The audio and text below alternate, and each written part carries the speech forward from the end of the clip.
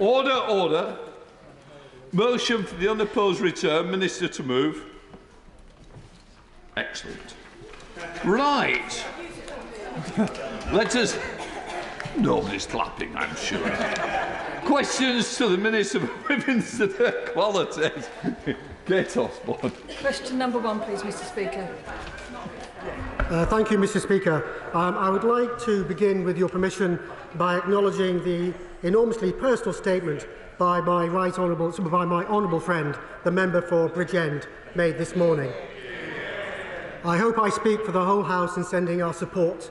It is so important that people are free to be safe to be themselves, whoever they are and whoever they love. With permission, Mr. Speaker, I will take question 1 and question 4 together.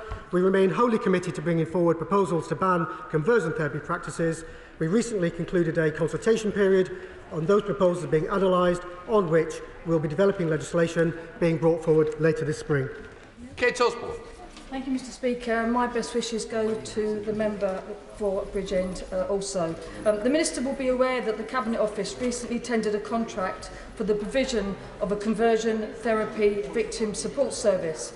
So does the Minister agree that including a consent loophole in the Government's proposals to ban conversion therapy will allow some of its worst practitioners off the hook, inevitably creating more victims who need support in the future?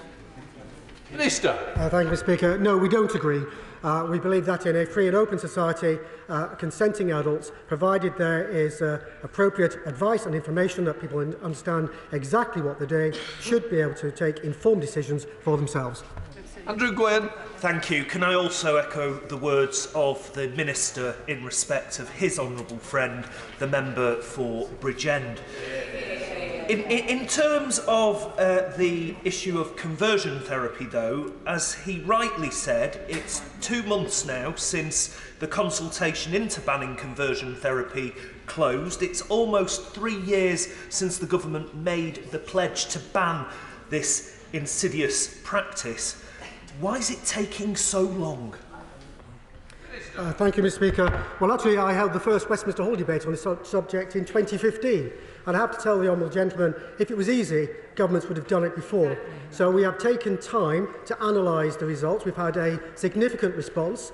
It's important we get this right, and that's why we are analysing the significant response and bringing forward the legislation later this spring. Select Committee, Caroline Knox. Thank you very much, Mr. Speaker, and I would also like to pay tribute to my honourable friend, the member for Bridgend, for his incredible bravery. Can my honourable friend, the Minister, reassure me and indeed the whole House that legislation on conversion therapy will be introduced into this place prior to the conference that is scheduled to be held, hosted by this government in the summer? And can he let us know how preparations are going for that conference? Thank you, Mr. Speaker. I can give my right honourable friend the commitment the government remains committed to bringing forward the legislation. It is a matter for business managers as to when the exact parliamentary slot is brought forward, but a bill committee, team has been stood up, and we are progressing at pace. Danny Kruger. Mr. Speaker, I very much understand the intentions behind the proposed bill, but can my honourable friend tell the House what evidence has come to light of unacceptable conversion therapy practices being practised in the UK, by which I mean practices which are not already illegal, but which the government thinks should be banned? Thank you, Mr. Speaker. My honourable friend raises a very fair point. And both the National LGBT Survey of over 100,000 LGBT people and the in-depth Collins report demonstrated that violent and harmful talking conversion practices continue to take place, and that's why we need to act. We now come to SNP spokesperson Kirsten Oswald. Thank you, Mr. Speaker, and I'd like to add my best wishes to the honourable member for Bridgend.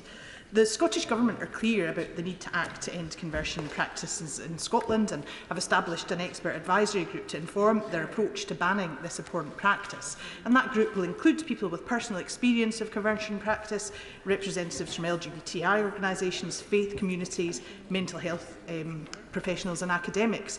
And they'll meet for the first time tomorrow, completing their work by summer, reflecting the Scottish Government's recognition of the urgency of this issue. So given the UK Government's consultation on their proposed ban ended on the 4th of February, can the Minister confirm that the UK Government's approach will be taken forward on a similarly inclusive and urgent basis? Thank you, Mr. Speaker. I can certainly confirm that we are taking it forward on an urgent basis. Since I took up the role responsible for LGBT+ issues, I have engaged with a wide variety of stakeholders, and that includes those who have been victims of conversion therapy. So all of the stakeholders that she listed the Scottish Government has taken evidence for, I've equally engaged with from an England and Wales point of view. Tom Randall. Question 2, sir. Minister. The Government is proud to support the Down Syndrome Bill, which was brought forward by my right honourable friend, the member for North Somerset. The bill aims to tackle inequalities and ensure services and support meet the unique needs of people with Down syndrome. Mr. Speaker, I very much welcome the passage of the Down Syndrome Bill through Parliament. Will my honourable friend the Minister commit to consulting with people living with Down syndrome and other disabilities in the development of the guidance to ensure that their voices are heard? Absolutely, I will. This is essential. People with Down syndrome and other disabilities, as well as their advocates, will be involved in each phase of developing the guidance. There will be a national call for evidence and a formal consultation on the draft guidance on gov.uk available to anyone who wants to share their views. We will provide details of the call for evidence shortly. Jim Shannon. Thank you, Mr. Speaker, and I thank the Minister for responding, the honourable gentleman for posing the question. Further, what steps is the Minister taking in coordination with her counterpart in DCMS to promote the appearance on TV of our talented Down syndrome actors, to ensure that programmes like Call the Midwife, one of my favourites, are not one-offs and it becomes a normal life for children to see someone like them on TV and know that they can achieve their dreams too with hard work and determination?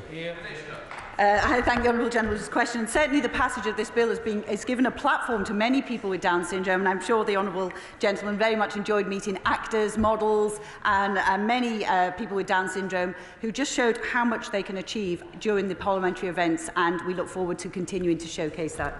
General Minister Tyrrell Olatemi. Thank you, Mr. Speaker, and I too would like to associate myself with the comment regarding the member for Bridgend. Mr. Speaker, a constituent recently contacted me about her struggles with the cost of living crisis.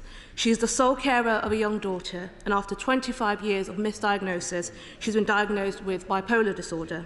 She's already struggling to make ends meet, and now her energy bills are set to triple. Last week's Spring statement said nothing about mental health and hardly mentioned disabilities, whereas Labour has a plan to ease cost of living and get 1 million more people a year mental health services. So where is the government's plan to help the millions of people like her? Clearly this would normally be covered in different questions, but as the Mental Health Minister we do have a plan. We have a lot of investment in mental health. We have more investment going in to catch up, but we also have a mental health strategy plan that we'll be working on this year, and we will very much be making sure that we address people with bipolar in that strategy. Anthony Higgin. Question number 3, sir. Mr. Speaker, this government believes the circumstances of one's birth should not determine life outcomes. We recently published our Levelling Up white paper to address regional disparities across the UK and put more money in the pockets of those who need it most. We're also bolstering the Social Mobility Commission by appointing new commissioners who will help improve public understanding of how opportunity is created and made accessible for all. Thank you, Mr. Speaker, and can I thank the Minister for that answer. For too long, the focus on social mobility has been on what a person looked like and not what they can offer. So can the Minister confirm at the dispatch box that we're going to consign that approach to history and instead focus on what everyday people can offer to this country and make sure they get the opportunity they deserve? Minister. Mr. Speaker, my honourable friend is quite right. I do agree with him. It is very much about the individual, and he will be pleased to know that this government is taking a new approach to equality which goes beyond protected characteristics of the Equality Act and also looks at socio-economic and regional disparities. And he would also have noticed that we released our strategy for racial equality, Inclusive Britain, which is actually based on some of the principles which he's referenced. Alison McGovern. Thank you, Mr. Speaker. Social mobility is a laudable aim that everyone in this House agrees with, but I was shocked this week to see Action for Children report that nearly half of children surveyed from low-income backgrounds say they worry about their families' finances. And that kind of stress will help no child do well at school and help no child succeed. We know that family finances and the ability to work is also constrained by childcare. So can she say what she's doing in her role to work across government to help family finances, particularly helping parents who need to find the cost of childcare? Mr. Speaker, specifically within my role, I'm also a Minister in the Department for Levelling Up Housing and Communities, and one of the programmes that we have is Supporting Families, a flagship programme where we have recently put in £300 million to support those families that need help the most. She would also have heard from other ministers across various departments what we have been doing on the cost of living, and I would refer to their statements in response to her question. Question number 5, Mr. Speaker, please. Minister. Mr. Speaker, we've seen good progress in increasing the number of girls studying STEM subjects at school, but we know that too many women drop out of STEM careers because of caring responsibilities, and that's why we recently announced we'll be starting a new scheme to help women into STEM roles after taking time out of work to care for their family, and this will help organisations recruit those who are too often overlooked because of a gap on their CV by providing employment support. Obvious labour shortages in construction. Can I encourage ministers to work with groups like Women into Construction to encourage women to take on apprenticeships and careers in engineering and construction? My right honourable friend consider ministers suitably encouraged. I speak as an engineer myself who also had an apprenticeship. I know how important organisations like the ones she mentioned, Women into Construction, are, and we will do everything we can to work with them and support women into apprenticeships and into engineering. Neil Hamlin. Thank you, Mr. Speaker. Number 6, please. Minister. Mr. Speaker, the Equality Act provision, including the public sector equality duty, apply to local authorities and they are legally bound to implement them. The Equality and Human Rights Commission, an independent public body, is responsible for enforcing the Equality Act 2010 across the public sector, including local authorities. And the EHRC makes its own decisions on how it exercises its functions. Neil Hamlin. Thank you, Mr. Speaker. I thank the Minister for that response. Women from my Kirkcaldy and Cowdenbeath constituency and across Fife have had their coffee mornings cancelled by 5 council officers for reasons that have not been adequately explained. Does the Minister agree with me that preventing women from lawfully organising and discussing matters of importance under the protected characteristics of sex forms part of an emerging culture of women being cancelled, intimidated and silenced, and is deeply harmful? And does she further agree that all public bodies, including police services and local authorities, must observe the clear definitions set out by the Inner House of the Court of Session on the category of sex in the Equalities Act, and that an attack on one protected characteristic should be considered an attack on all protected characteristics and must be robustly challenged and cease? Mr. Speaker, I do agree with the honourable gentleman's sentiments. I don't think it is right that women should be stopped from organising on the basis of their sex. Freedom of belief and speech are vital pillars of our democratic society, and no one should be silenced for expressing their legitimately held opinions. Like any public body in this country, the honourable member's local council must have regard to its public sector equality duty in all its functions in decision-making, including the case that he refers to. He may wish to pick the issue up with the Scottish Government, as they're responsible for education policy of the kind the group were looking to discuss, but without knowing the particular details of the case, if he writes to me, I might be able to provide more information. Regeneration. Thank you, Mr. Speaker. As the Minister set out, local authorities have a duty to have regard to equality in all of their work, and it's local authorities who facilitate our elections. So would the Minister agree with me that getting more information about who stands for election published might help us make sure that our electoral system is as fair and as open as it can be? Yes, I would agree with that, and I think that local authorities do carry out this work, providing information to the electorate. But if there is something specific which she thinks that they could be doing more of, then in my capacity as local government minister, I'd be very happy to look into that. Thank you, Mr. Speaker.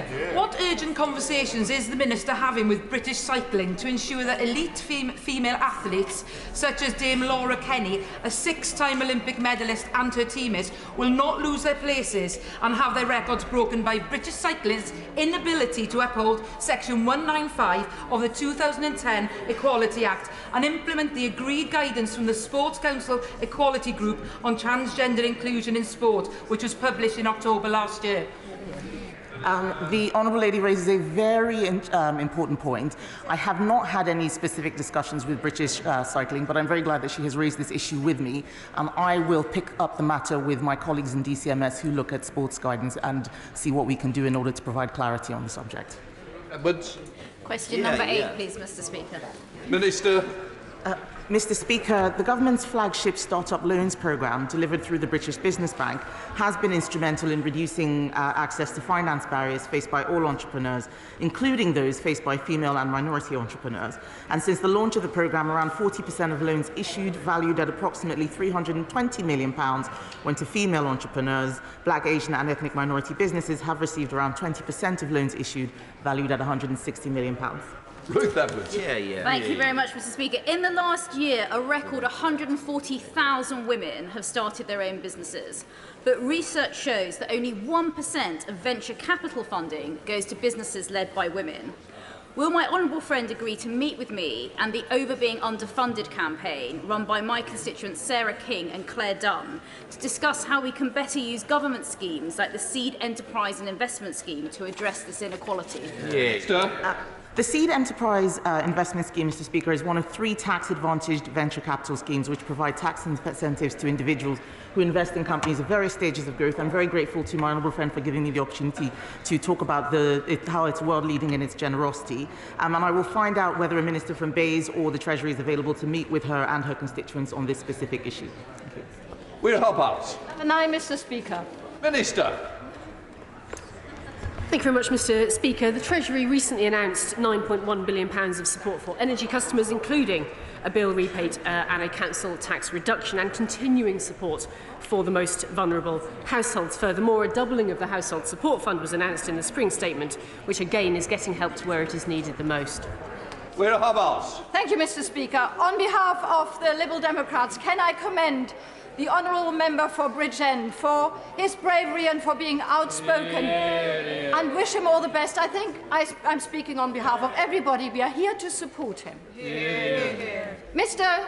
Speaker, disabled charities estimate that more than double of disabled people could fall into fuel poverty this year. One of my constituents only recently told me, I stay in bed to keep warm and keep up with my energy costs.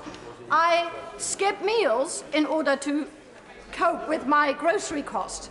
So will the government, will she support our Liberal Democrat call for reinstating the £1,000 of universal credit upkeep and keep in line with... The Minister, come on, far too long. Thank you very much indeed, Mr. Speaker. I can assure you that I already meet regularly with very many disabled people and disabled people's organisations.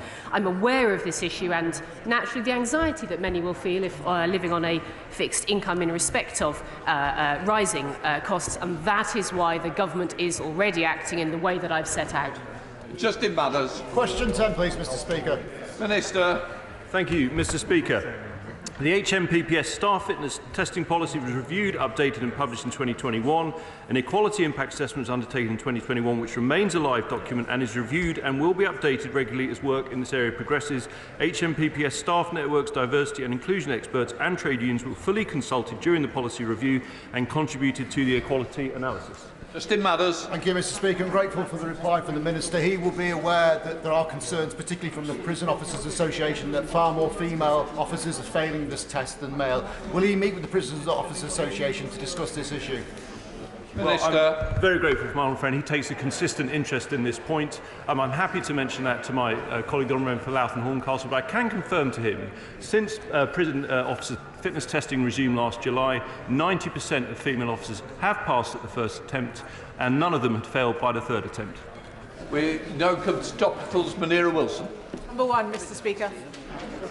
Minister.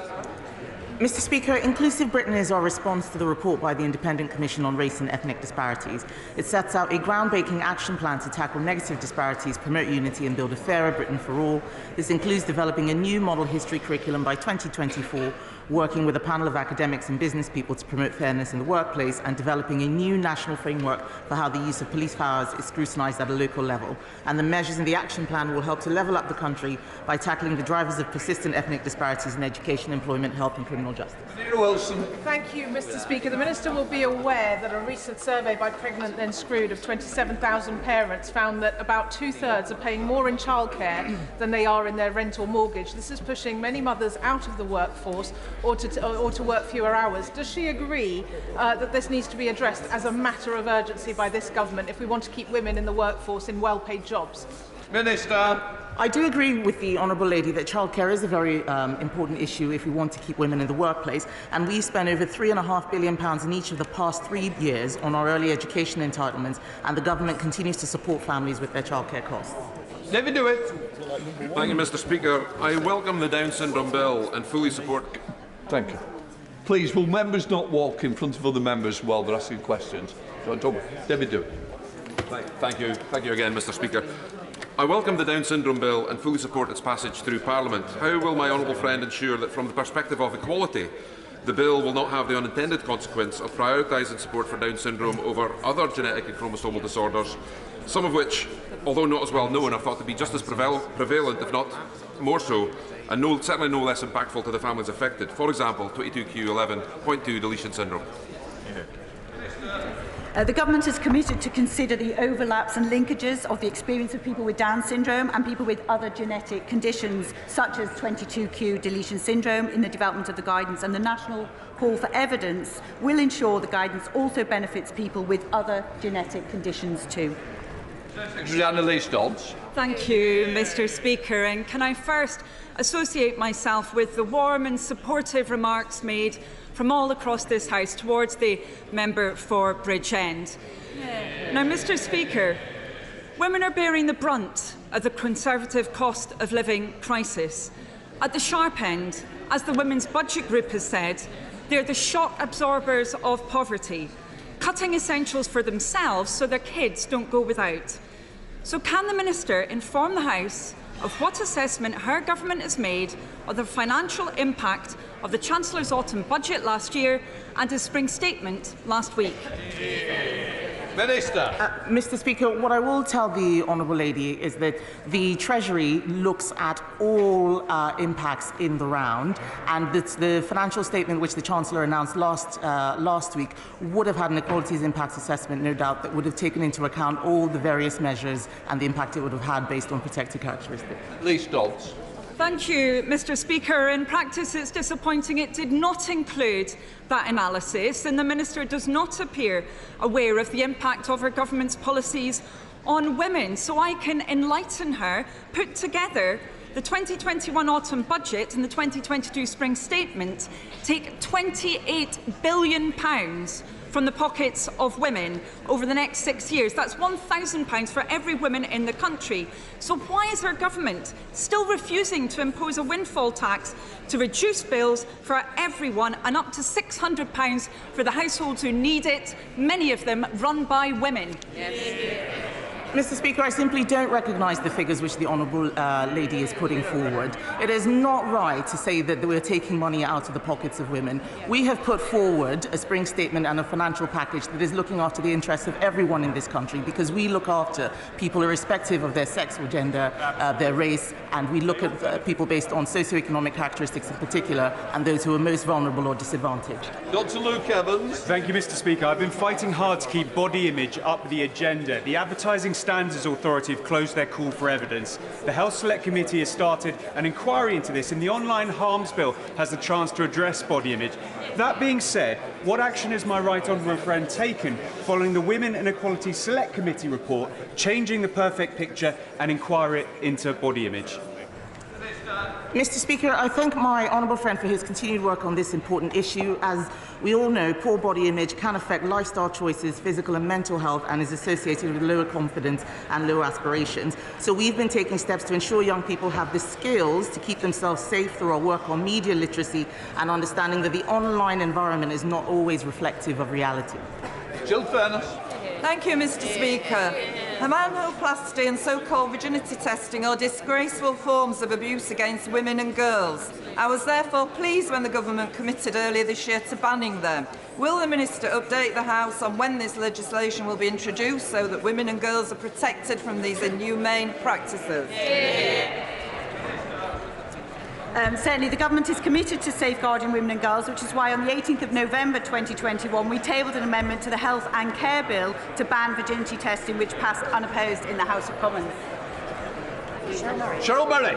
Thank you, Mr. Speaker. There's no doubt that our first female Prime Minister led the way by showing women that they can reach the highest office and do the job well.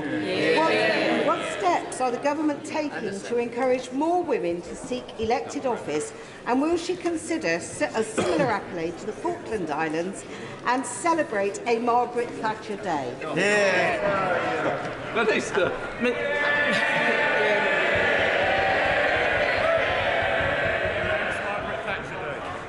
Mr. Speaker, I personally would be very supportive of a Margaret Thatcher Day, but I think that is probably more a question for the Prime Minister than for myself. But my honourable friend will know that all parties actually do quite a lot to support women into elected office, and I think that that's something that we can agree across the House is a very important thing to continue. Before we come to Prime Minister's questions, I would like to point out that the British Sign Language interpretation of proceedings is available to watch on Parliament Live TV. Now we start with questions to Prime Minister. Gareth Davis. Number one, Mr. Speaker. Prime Minister.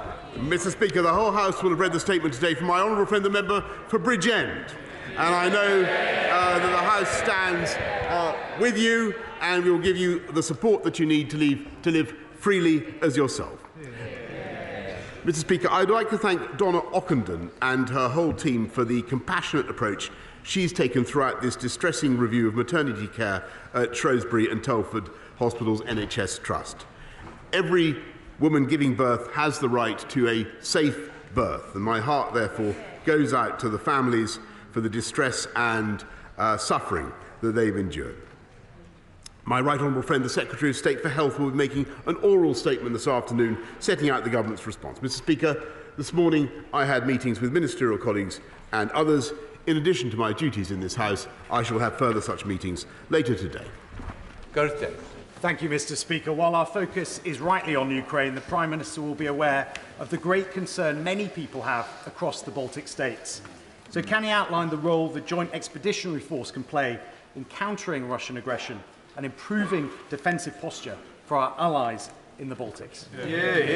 Prime Minister. I thank him very much, and the Joint Expeditionary Force, or the JEF, is an increasingly important grouping of the Nordic countries, the Baltic countries, the Dutch and ourselves, who are committed to working together in an active way to counter Russian aggression and to support our Ukrainian friends. And we had a very successful meeting a couple of weeks ago, and we'll have further such meetings in the course of the next few weeks.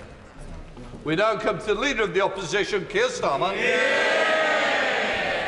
Thank you, Mr. Speaker. Can I start by joining the Prime Minister in his remarks in relation to the honourable member for Bridgend? Does the Prime Minister still think that he and the Chancellor are tax-cutting Conservatives? Yes, Mr. Speaker, I certainly do, because I certainly do, because this is the government that has just introduced not only the biggest cut in fuel duty ever, but the biggest cut in tax for working people in the last 10 years, Mr. Speaker. 70% of the population paying national insurance contribution will have a substantial tax cut as a result of what the Chancellor did. And if you take together, they don't like it, Mr. Speaker, it's true. They always put up taxes. That's why. We cut taxes. They love it. They love putting up taxes. But if you take together what we're doing with income tax and national insurance, it's the biggest tax cut proposed by my right honourable friend, the Chancellor, for 25 years. Keir Starmer. Cut the nonsense and treat the British people with a bit of respect. Let me take him through this slowly. 15 tax rises, the highest tax burden for 70 years. For every £6 they're taking in tax rises, they're only handing £1 back. Prime Minister, is that cutting taxes or is that raising taxes? Prime Minister. Well, Mr. Speaker, I don't know where he's been for the last 2 years, but even by the standards the standards of, yes, he has, even by the standards of Captain Hindsight, Mr. Speaker, to obliterate the biggest pandemic for the last century from his memory, to obliterate the $408 billion that we've had to spend to look after people up and down the country is quite extraordinary. And this is a government that is getting on with reducing the tax burden wherever we can. What we are doing, Mr. Speaker, there's one measure I think he should be supporting, and that's the health and care levy, Mr. Speaker, to fund our NHS. That's the one they oppose, Mr. Speaker. Every other tax rise, they're all in favour of. Starmer. Mr. Speaker, I can only hope that his police questionnaire was a bit more convincing than that.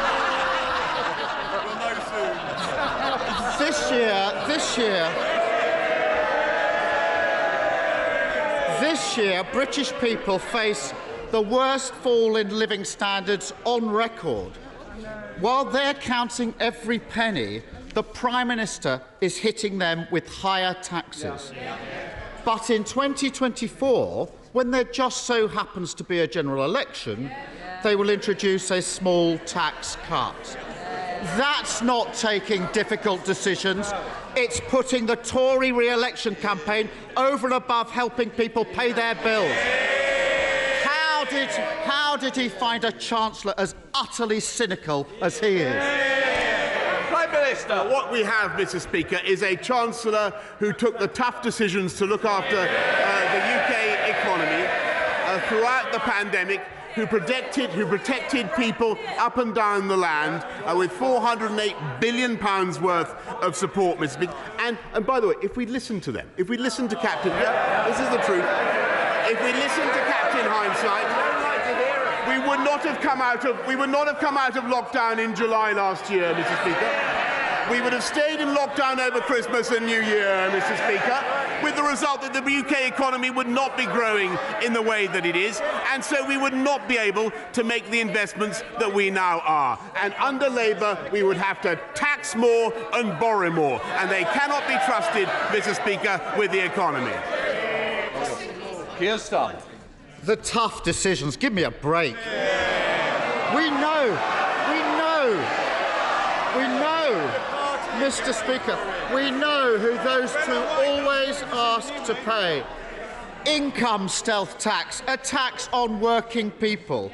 Tuition fee raid, a tax on working people. National insurance hike, a tax on working people. All while oil and gas companies see unexpected bumper profits. A windfall tax would raise billions and ease the burden on working people. Mr. Speaker, the former CEO of BP, Lord John Brown, says a windfall tax is justifiable. The current CEO says they have, in his words, more cash than they know what to do with. Why is the Prime Minister more interested in shielding oil and gas profits than supporting working people?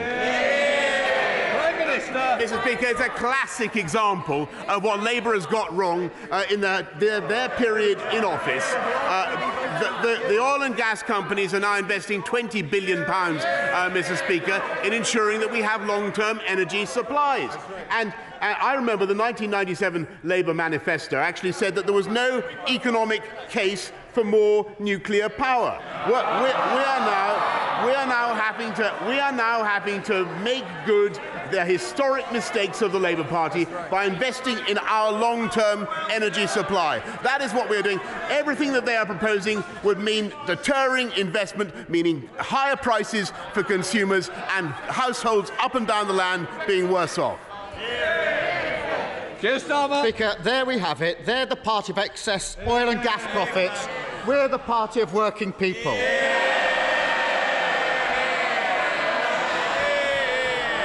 Mr. Speaker,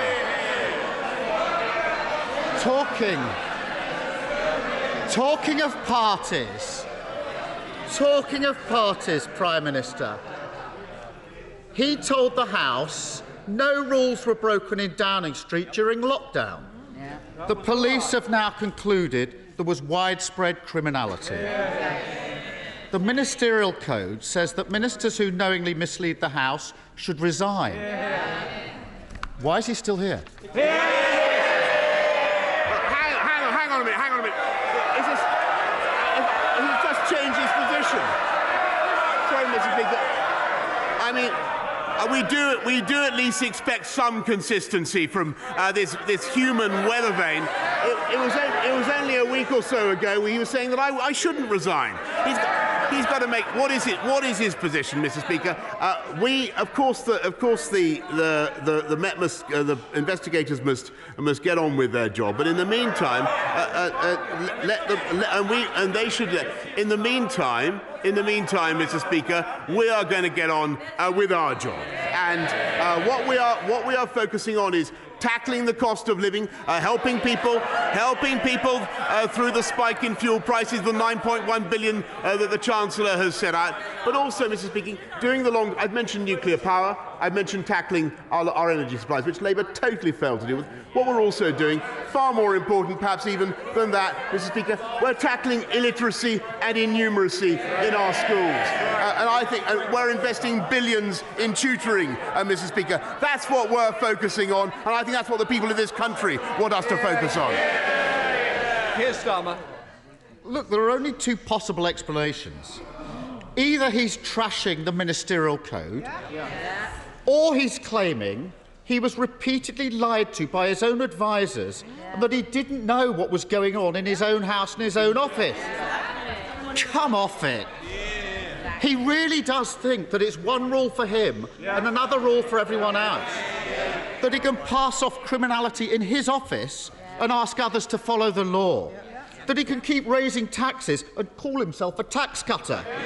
That he can hike tax during a cost of living crisis and get credit for giving a bit back just before an election.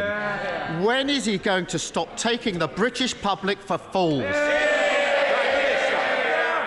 Mr. Speaker, this is the leader of the opposition who would have kept this country in lockdown and made it absolutely impossible. He has zero consistency on any issue, Mr. Speaker. But one thing we know about is he would like to take us back into the EU and take us back into lockdown if he possibly could.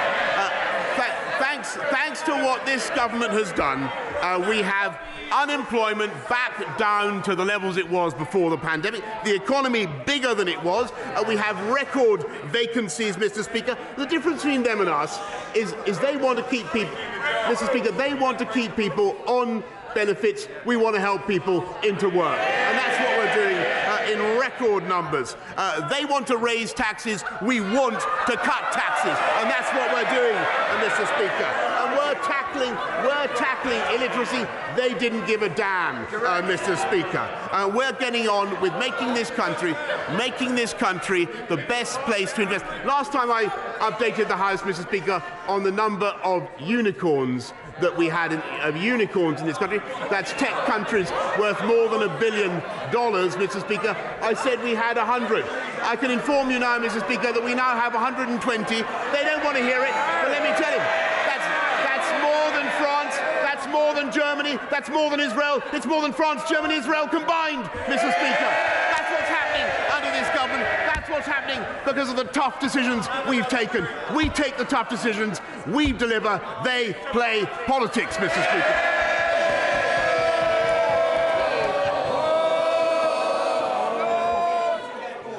Jones. Thank you, Mr. Speaker. The UK government's work connecting rural areas like Brecon and Radnorshire to super-fast broadband is going to become a lot harder tomorrow when the Welsh Government withdraws its matched funding for the scheme, forcing the cost for installation back onto homes and businesses in my constituency. Welsh Labour's decision means that my constituents will lose out as local authorities in England continue to fund the scheme. Does my right honourable friend agree with me that broadband is critical for the growth of the rural economy? And will he double his government's efforts to connect my constituents despite Welsh Labour letting us down? Yes. Yes, Mr. Speaker, and we're spending £69 million already to support rollout of superfast broadband in Wales, and I wish that the Welsh Government had not withdrawn its broadband scheme, but we will do our best, Mr. Speaker, to make up the difference as fast as possible. We now come to the SNP leader, Ian Blackford. Thank you, Mr. Speaker. And it's good to see the member for Bridgend in the chamber this afternoon. I commend him for his statement earlier today. Mr. Speaker, last night, millions of families will have been desperately trying to figure out how they will possibly afford the £700 energy price hike that will hit them this Friday. Mr. Speaker, at the very same time, Tory MPs were gathering across the street for a champagne bash in the Park Plaza. We all know that the Tories partied during lockdown, and now they're...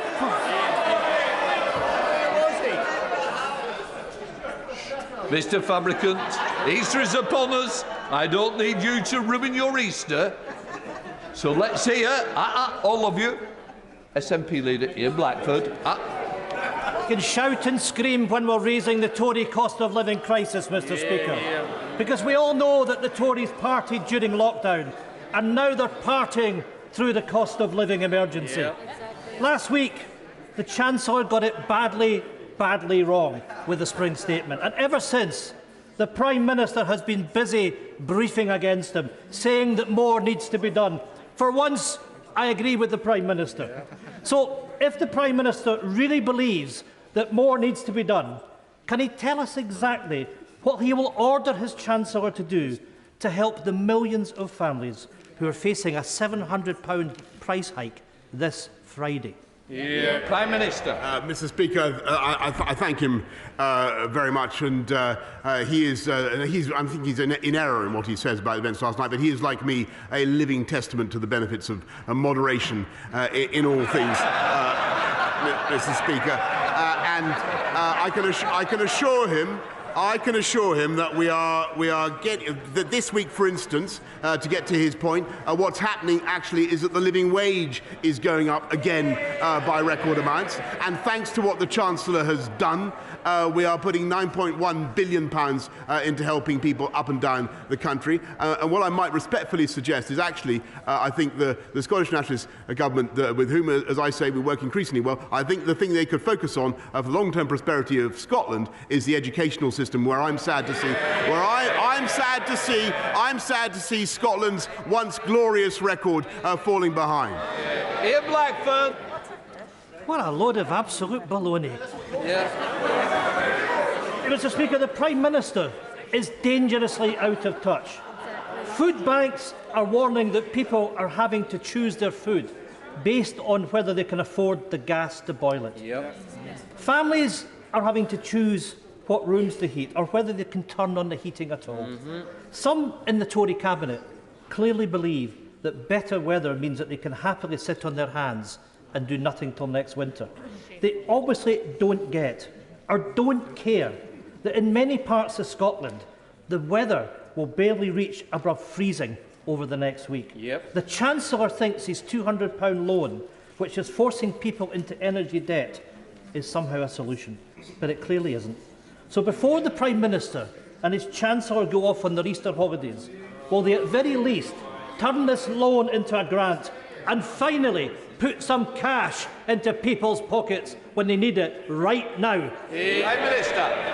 I thank him, but of course we are doing everything that we can. The 9.1 billion, the cold weather payments, and he's right to draw attention to the problem, Mr. Speaker. And we are making huge investments in supporting people right now, and another £1 billion, by the way, through the Household Support Fund to help vulnerable families. But Mr. Speaker, when he talks about the cost of energy in Scotland, how absolutely preposterous that the Scottish Nationalist Party should still be opposed to the use of any of our native hydrocarbons in this country, with the result that we actually have to that the Europeans are importing oil and gas from Putin's Russia, Mr. Speaker. It's totally absurd. It's true. Just for the record, it's National Party. Let's go to Mark Fletcher. Thank you, Mr. Speaker.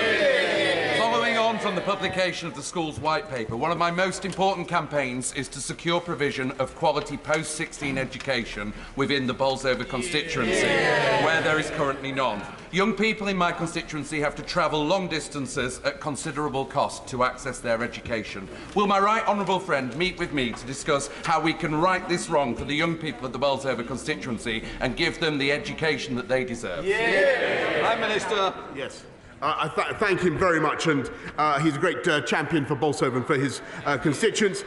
Free and subsidised travel is provided to Bolsover students travelling so far to 2 of the 3 excellent colleges that are going to be offering T-levels from 2023. But I will make sure that he gets a meeting with my right honourable friend, the Education Secretary, to discuss further what we can do. And David. During the Second World War, my grandmother, like countless other people across our country, opened her home to evacuees, including 2 German Jewish boys. Over 70 years later, the British people want to shelter desperate refugees again. 2 weeks ago, I was speaking to refugee families on the Ukrainian-Polish border at Medyka. Some desperately wanted to come to our country. One elderly couple told me, however, they'd been told that it was just too complicated. Now the government's own figures say the same. Paperwork is being put ahead of people. Mr. Speaker, when wealthy businessmen from over 50 countries can come to the UK visa-free, why does the Prime Minister insist that a traumatised Ukrainian mother and child must first fill out a visa form? Minister. Mr. Speaker, I think thank him very much, and he's right about the generosity of his country, and he's right to draw attention to his own family's generosity in this matter. Everybody, I think, is pulling together. The number of people who have come forward to offer their homes is incredible. But I really don't think that he should deprecate what the UK is offering. We've already given 25,000 people have already got visas, Mr. Speaker. We are processing 1,000 a day, and there is no limit, there is no upper limit to the number that we can take. And this is a country that has already been the most generous in taking people from Afghanistan, the 15,000 under Operation Pitting, 104,000 applications from the Hong Kong Chinese. This is a country that is overwhelmingly generous to people coming in fear of their lives from... Yes, it is, Mr. Speaker, and so is this government. Johnny Mercer. Thank you very much, Mr. Speaker. I don't think anybody involved in partnering operations over the last 10 or 20 years can fail to be humbled by the extraordinary courage and commitment of the Ukrainian people in defending their country, aided and abetted by the lethal aid from this country, of which they're all appreciative of this government and this Prime Minister being first out the door to deliver that. But would the Prime Minister agree with me that whilst others may now begin to tire, now is actually the time to double down on the aid that we give to Ukraine, that actually we might end up breaking a pretty poor Russian army and bring peace to that part of the world whilst consigning the likes of Vladimir Putin to the dustbin of history where he belongs? Prime Minister. Mr. Speaker, I think that is absolutely right. Thank him very much. I thank him for his own bravery in going to see for himself only the other day. But, Mr. Speaker, yes, it is right that we should double down on military defensive support in the way that we are. And by the way, can anybody imagine a Labour government, eight of whose front bench voted to get rid of our nuclear deterrent? Can you imagine? Yes, they did. Can you imagine recently? Can you imagine them doing the same? We will go on with that, Mr. Speaker. But what we will also do, and I hope we have the support of the opposition in this, is make sure that there is no backsliding on sanctions by any of our friends and partners around the world. In fact, we need now to ratchet up the economic pressure on Vladimir Putin, and it is certainly inconceivable that any sanctions could be taken off simply because there is a ceasefire, Mr. Speaker. That would be absolutely unthinkable, in my view. Thank you, Mr. Speaker. Households are experiencing soaring energy costs.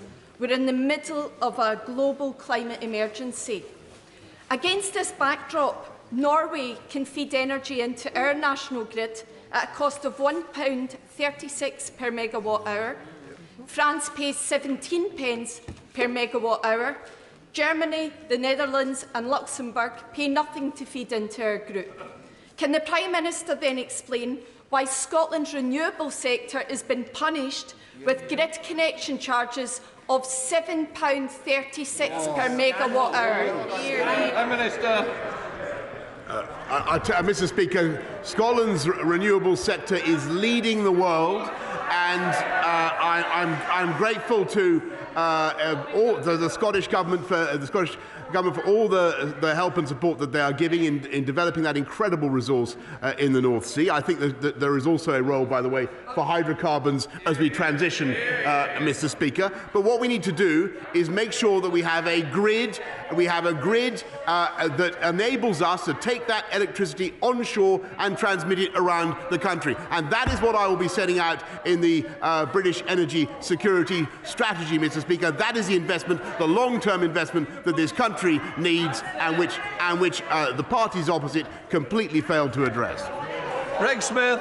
Thank you, Mr. Speaker. Last week, following a huge resident and parish council-led campaign, the planning application for a new mega prison in my constituency was refused. But would my right honourable friend agree that with the proposals for that site being very close to where HS2 and East West Rail cross, this is a matter of fairness whereby communities already suffering at the hands of the construction of big state infrastructure should not be asked to take more? And will he instruct the Ministry of Justice not to appeal this planning decision? Minister. Well, I thank my honourable friend, who is a doughty campaigner for his constituency. He's made an important point about a planning matter about which I don't think I should really comment, but I'm sure that the relevant ministers will have heard him loud and clear. Eric Linden. Thank you, Mr. Speaker. With the government losing an estimated £4 billion to fraud in the furlough scheme, surely the Prime Minister should have tackled that fraud, especially when, in his own party, in North Tyneside, furlough was claimed for a member of party staff, even though he continued to work. Prime Minister. If she's really saying, Mr. Speaker, that we should not have rolled out the furlough scheme at the speed that we did, then I think everybody in this country understands that it was a heroic thing. And I remember 2 years ago, Mr. Speaker, they were yammering and clamouring for us to go faster. And we did, Mr. Speaker. We produced a fantastic scheme. And yes, fraudsters will be hunted down. We put another £100 million into tracking down fraud in this country. £23 billion a year were lost under Labour in fraud. James Sunderland. Mr. Speaker, thank you. I was delighted to learn this week that 37 of the 39 state schools in Bracknell constituency are now graded good or outstanding. Will the Prime Minister join with me in thanking our fantastic teachers, staff, governors and pupils? And does he agree that the new Education White Paper offers a blueprint for our schools that we can all be proud of? Yes, I do, Mr. Speaker. I think it's a fantastic white paper. Evans. Over 2 million tonnes of edible food is wasted on farms and factories every year, and funding was introduced in 2019 to cover the costs of getting food to charities to reach those in need. However, the Prime Minister will know his government have now cut that critical funding to zero. Mr. Speaker, funding for food waste diversion helps support community projects like, for example, Three Hills Community Supermarket in Glasgow. So can the Prime Minister explain why he's ignoring calls from Feeding Britain, Good Food Scotland and Fair Share to continue this worthwhile initiative and instead cutting off a lifeline to those struggling with the cost of living crisis? Prime Minister. I thank him very much. I think he's referring to the strategy that we have for food waste. As far as I know, we continue to support it, but I will be happy to update him by letter. Lucy Allen. Very much, Mr. Speaker. Can I thank the Prime Minister for his earlier remarks concerning the Don at Ockendon report into avoidable maternity deaths and injuries at the Shrewsbury and Telford Hospital Trust. The report makes for devastating reading, the more so because women's voices were ignored. Absolutely. My constituent Hayley Matthews begged staff for a C-section throughout her 36-hour labour, but was forced into a natural birth. Her son Jack arrived blue and floppy, and within hours of his birth he tragically died. Will the Prime Minister join me in offering heartfelt sympathies to all the families affected, and also grateful thanks to the 1,862 women who shared their experiences with the Ockendon Review to ensure that maternity care is safer, kinder and more compassionate for the women that come after them?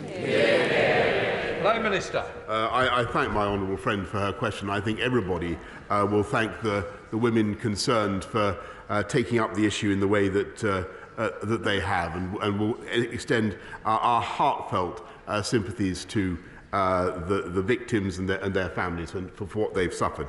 It is very important that people get the answers that they deserve, Mr. Speaker, but also that we have the right approach to this issue in the future, and that's why we're investing very substantially in maternity services, and also, of course, very substantially in midwives and in our NHS altogether. Sir Keir. Thank you. Prime Minister, every day I hear from more and more of my Rotherham constituents who are struggling to put food on the table, to keep their lights on, to fuel their cars. The Office for Budget Responsibility estimates the government's measures will only offset falling living standards by a third. This is the biggest financial squeeze since the 1950s. Prime Minister, don't blame Ukraine, don't blame COVID. This is down to your government's policies and your political choices. Sleep at night. Prime Minister. Well, I do agree that people are facing a very tough time at the moment, and we've got to do everything that we... I don't agree with her analysis, but I think that the causes are certainly to do with the inflationary impact of the world coming out of COVID, and the energy price spike is at the root of it. And what we are doing, Mr. Speaker, is to help people with a universal credit, which we've lifted by £1,000, help people with the living wage, which is going up now by a record amount, Mr. Speaker, and cutting taxes on working people in the way that we are. But of course we can't do everything, Mr. Speaker, right now. And what we will do is ensure that we have a stronger economic performance, and we have people in work. And the most important thing is that we have people getting into work now in a way that wasn't possible, and certainly wouldn't have been possible if we'd stuck to the policies that were proposed by the Labour opposition. And that's why we have a strong economy, and that is the best recipe. Better to be off benefits and into work, and that's what we're doing. Neil Clark. Thank you, Mr. Speaker. One of my earliest campaigns was to reopen Stafford's Shire Hall, so I'm delighted that this iconic building is finally set to reopen this summer. So can I thank the government for providing £1.6 million in funding to create a hub for small businesses in the Shire Hall. But can I also ask my honourable friend to help regenerate the rest of Stafford Town Centre and our high streets to help level up the West Midlands and support our local businesses? Prime Minister. I thank my honourable friend for her fantastic work to reopen Shire Hall. She's a passionate campaigner for Stafford, and Stafford was awarded over £14 million lately, Mr. Speaker, through the Future High Streets Fund. Thank you, Mr. Speaker. My constituency has one of the highest rates of child poverty in the entire country, with too many already struggling between heating and eating. The government's recent real terms social security cut will now push even more families, children and pensioners into desperation.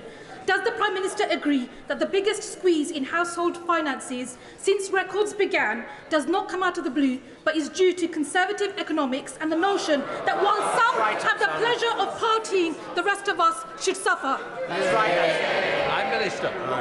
No, Mr. Speaker, we're absolutely dedicated to levelling up across our entire country and making sure that we reduce poverty. And that's why I'm proud that there are now 500,000 fewer kids actually in workless households, 200,000 fewer kids, 200,000 fewer in poverty, Mr. Speaker, and 1.3 million fewer in absolute poverty. And the way we've done that, the way we've done that, Mr. Speaker, is by helping people into work. And we're going to go further, investing in more work coaches, massively increasing our training budget so that people get the skills that they need. That's our approach, Mr. Speaker, helping people by getting them into work. Sir Robert Butland. Thank you, Mr. Speaker. Today's announcement by our serving United Kingdom judges of their withdrawal from the Hong Kong Court of Final Appeal is now the right decision, and I support it, as does my right honourable friend. Does he agree with me that on this sad day for the people of Hong Kong, and at a time when the international rule of law is under unprecedented challenge, it is for us here in Britain to stand up for what is right, to be resolute in the face of tyranny, and to make sure that the international rules-based order is defended at every opportunity? Prime Minister. I thank my right honourable friend very much, and I know how passionately he's campaigned on this issue himself, and I can tell him that, and I want to thank the judges in Hong Kong's court for everything that they've been doing, but I think that they've evidently concluded that the constraints of the national security law make it impossible for them to continue to serve in the way that they would want. I appreciate and I understand their decision. It is vital that we all continue to make our points to the Chinese, as I did in my conversation with President Xi the other day, about freedom in Hong Kong and about the treatment of the Uyghurs, and we will continue to do that. Catherine West. Thank you very much, Mr. Speaker. Gas and electric prices and bills are through the roof. The just about managing are no longer managing, coming to surgeries, queuing at food banks. Last week, the government had a golden opportunity to tackle this. Why the devil didn't they take that opportunity to do something and relieve the pressure on our constituents? Prime Minister. Mr. Speaker, I understand the pressure that people are under, but the best thing we can do, rather than endlessly taxing more and borrowing more, is make sure that we support people through this tough time, which we are, but also ensure that we have a strong and growing economy in which we get people into work. So we're cutting the cost of energy, but we're also taking the long-term decisions, which the party opposite failed to do, to invest in our energy for the future. Sir Roger Gale. Mr. Speaker, today's updated government figures show that of 28,300 applications submitted under the sponsorship scheme by people displaced in Putin's war, just 2,700 have been processed. Could my right honourable friend please tell the House how many to date of those people have actually arrived in the United Kingdom? Will he give his support to my noble friend Lord Harrington to cut through the Home Office red tape, simplify the application process and get people into the country? Prime Minister. Mr. Speaker, we're processing 1,000 a day, and I think that the country, 25,000 visas have already been issued. As I just told the House, Mr. Speaker, almost 200,000 families, homes have opened their arms to Ukrainians coming in fear of their lives, and there is no limit on the scheme, Mr. Speaker. I think we can be incredibly proud of what the UK is doing. Patricia Gibson. Thank you, Mr. Speaker. A cornerstone of the last Conservative manifesto was a guarantee that the basic state pension would rise by either 2.5%, the inflation rate, or earnings growth, whichever was highest. Instead, from April, the state pension will rise by less than half of the current inflation rate. How does the Prime Minister explain this abject betrayal of some of the most vulnerable people in our communities, who are squeezed by rocketing energy and food prices on the one hand, and the miserliness of this government on the other? Prime Minister. Actually, Mr. Speaker, what we've done is, through the triple lock, protected pensioners so that their incomes as a result of the triple lock are £720 higher than they would have been if we just relied on inflation. As it is, their incomes continue to increase with inflation, and they've gone up, Mr. Speaker, faster and further than those who are in work. We look after elderly people, and we always will. John Barron. Thank you, Mr. Speaker. On Monday, the Foreign Secretary agreed that we needed to expand our soft power capabilities in these uncertain times, and yet the government is imminently about to make a funding decision that may see the closure of British Council country operations and a reduction in its international footprint. Will the Prime Minister now intervene to ensure this doesn't happen, given that I know he understands and appreciates the important work the Council does? Prime Minister. I'm very happy to meet my honourable friend on this issue, and he's campaigned on it many times. But I can tell him that the British Council, for which I have a huge regard, has received massive grant and indeed loans to allow them to continue their activities. Matt Weston. Thank you, Mr. Speaker. You'll forgive me if I may start, but given the Prime Minister's preferences for both fancy castles and Peppa Pig, he's very welcome to come and visit Zog Playland at Warwick Castle this week. In Warwick and Leamington, as across the country, cost of living crunch is really serious. Energy bills, as we've heard, looking to double by the end of this year. Yeah. Food up 10 to 15% by year end. Fuel already 22% up year on year. It must be hard for the Prime Minister to stay in touch with financial reality, given that donors and friends pay for flights and holidays and many of his bills. And we also have a $200 million man chancellor, a $200 million chancellor who's so out of touch, he's contactless. Mr. Speaker, the public believes... You will be sitting down, so please. I hope we've come to the end of the question. Prime Minister. So out of touch is contactless. Mr. Speaker, the public believes the government... Shut up and be quiet. Behave yourselves. I hope that's the end of the question. I think the Prime Minister got the gist of it, because I certainly have. Prime Minister. Can I say to the honourable gentleman, much as I admire his style, I think it'd be better as a sort of light essay in The Guardian. What we're doing, Mr. Speaker, is tackling the cost of living by dealing with the spike in energy prices and making sure that we take the right long-term decisions to take this country forward, which right decisions that party opposite completely shirked. Len Saxby. And I welcome what this government is doing to help where it can with the cost of living crisis. But in North Devon and across the South West, we have a housing crisis that needs urgent action. Will my right honourable friend meet with me to better understand the severity and complexity of our housing shortage and potential steps the government may take? Prime Minister. My honourable friend is absolutely right, and she's right about the need to provide local homes for local people. And we totally understand that, and I'm very, and that's why we're building a record number of homes, by the way, Mr. Speaker, in spite of all the difficulties that we've faced, and that's why we've introduced higher rates of stamp duty on second homes, Mr. Speaker, remove the second homes discount, and we're using 11.5 billion to build 180,000 affordable homes across the country. It is always the Conservatives who build affordable homes. It's true, and it's Labour who talk about it. Final question, Sir Olney. Thank you very much, Mr. Speaker. Last Friday, it emerged there'd been an oil spill in Beverley Brook, a river which flows through Richmond Park to the Thames. Black waste oil and iridescence can now be seen along 13 kilometres of the watercourse, posing a serious threat to the fish and local wildlife. The Environment Agency are investigating, but they are understaffed and underfunded, while also battling against water companies over sewage discharge.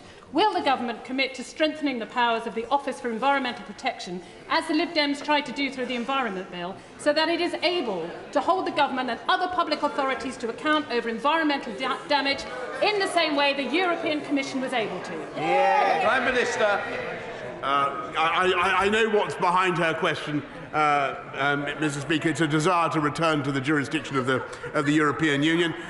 What we want to do is make sure that we use our landmark Environment Bill to continue to improve the quality of our rivers, and that's what we're doing. We'll just let the chamber clear before we start the statement.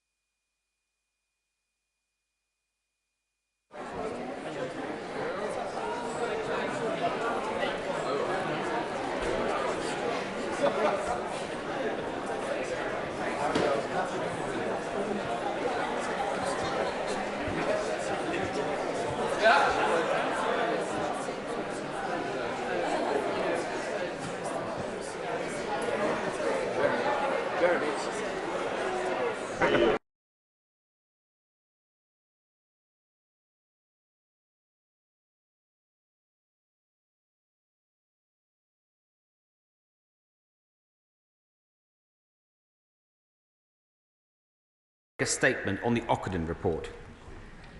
This independent review was set up in 2017 in response to concerns from bereaved families about maternity at Shrewsbury and Telford Hospital NHS Trust. Its original scope was to cover the cases of 23 families, but since it began, sadly, many more families have reported concerns. Due to this tragically high number of cases, and the importance of this work to patient safety, early conclusions were published in an initial report in December 2020. We accepted all of the recommendations from this first report, and the NHS is now taking them forward. Today, the second and final report has been published. This is one of the largest inquiries relating to a single service in the history of the NHS, looking at experiences of almost 1,500 families from 2000 to 2019. I'd like to update the House on the findings of this report and then turn to the actions that we are taking as a result. This report paints a tragic and harrowing picture of repeated failures in care over 2 decades, which led to unimaginable trauma for so many people. Rather than moments of joy and happiness, for these families, their experience of maternity care was one of tragedy and distress. And the effects of these failures were felt across families, communities, and generations. The cases in this report are stark and deeply upsetting. Of 12 cases where a mother had died, the report concludes that in 3/4 of those cases, the care could have been significantly improved. It also examined 44 cases of HIE, a brain injury caused by by oxygen deprivation. 2/3 of these cases featured significant and major concerns in the care provided to the mother. And the report says from almost 500 cases of stillbirth, 1 in 4 were found to have major concerns in maternity care, which, if managed appropriately, might or would have resulted in a different outcome. When I met with Donna Ockendon last week, she told me about basic oversights at every level of patient care, including one case where important clinical information was kept on post-it notes, which were then swept into the bin by cleaners, with tragic consequences for a newborn baby and her family. In addition, there were repeated cases where the Trust failed to undertake serious incident investigations, and where investigations did take place, they didn't follow the standards that would have been expected. These persistent failings continued as late as 2019, and multiple opportunities to address them were ignored, including by the Trust Board, who were accountable for these services. Reviews from external bodies failed to identify the substandard care that was taking place, and some of the findings gave false reassurances about maternity services at the Trust. The CQC only rated maternity services inadequate for safety in 2018, which is unacceptable given the huge deficiencies in care that are outlined in this report. The report also highlights serious issues with the culture within the Trust. For instance, 2/3 of staff were surveyed and reported that they had witnessed cases of bullying, and some staff members withdrew their cooperation with the report within weeks of publication. The first report already concluded, and I quote, that there was a culture within the Trust to keep caesarean rates below because they were perceived as the essence of good maternity care, end quote. And today's report adds that, and I quote again, many women thought any deviation from normality meant a caesarean section was needed, and this was then denied to them by the Trust.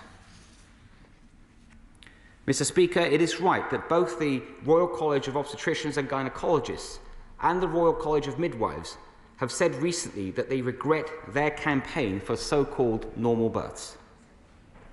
It is vital that across maternity services that we focus on safe and personalised care where the voice of the mother is heard throughout. The report shows a systemic failure to listen to families affected, many of whom had been doggedly persistent in raising issues over several years. One mother said that she felt like a lone voice in the wind. Bereaved families told the report that they were treated in a way that lacked sensitivity and empathy, and appallingly, in some cases, the Trust blamed these mothers for the trauma that they had been through. In the words of Donna Ockendon, the Trust failed to investigate, failed to learn, and failed to improve. We entrust the NHS with our care, often when we are at our most vulnerable. In return, we expect the highest standards. I've seen with my own family the brilliant care the NHS maternity services can offer. But when those standards are not met, we must act firmly, and the failures of care and compassion that are set out in this report have absolutely no place in the NHS. To all the families that have suffered so greatly, I am sorry. The report clearly shows that you were failed by a service that was there to help you and your loved ones to bring life into this world. We will make the changes that the report says are needed at both a local and national level. Mr. Speaker, I know that honourable members and those families who have suffered would want reassurances that the individuals who are responsible for these serious and repeated failures will be held to account. I'm sure that the House will understand that it is not appropriate for me to name individuals at this stage. However, I'd like to reassure honourable members that a number of people who were working at the Trust at the time of the incidents have been suspended or struck off from the professional register, and members of senior management have also been removed from their posts. There is also an active police investigation, Operation Lincoln, which is looking at around 600 cases. Given that this is a live investigation, I'm sure that honourable members will recognise that I'm not able to comment further on that. Today's report recognises that since the initial report was published in 2020, we have taken important steps to improve maternity care. This includes £95 million of maternity services across England to boost the maternity workforce, to fund programmes for training, development and leadership. The second report makes a series of further recommendations. It contains 66 for the local trust, 15 for the wider NHS, and 3 for me as Secretary of State. The local trust, NHS England, and the Department of Health and Social Care will be accepting all 84 recommendations. Earlier today, I spoke to the Chief Executive of the Trust, who was not in the post during the time period that was examined by this report. I made it clear how seriously I take this report and the failures that were uncovered, and I reinforced that the recommendations must be acted on promptly. But as the report identifies, there are wider lessons that must also be learned, and it contains a series of actions that should be considered by all trusts that provide maternity services. I've asked NHS England to write to all of these trusts, instructing them to assess themselves against these actions, and NHS England will be setting out a renewed delivery plan that reflects these recommendations.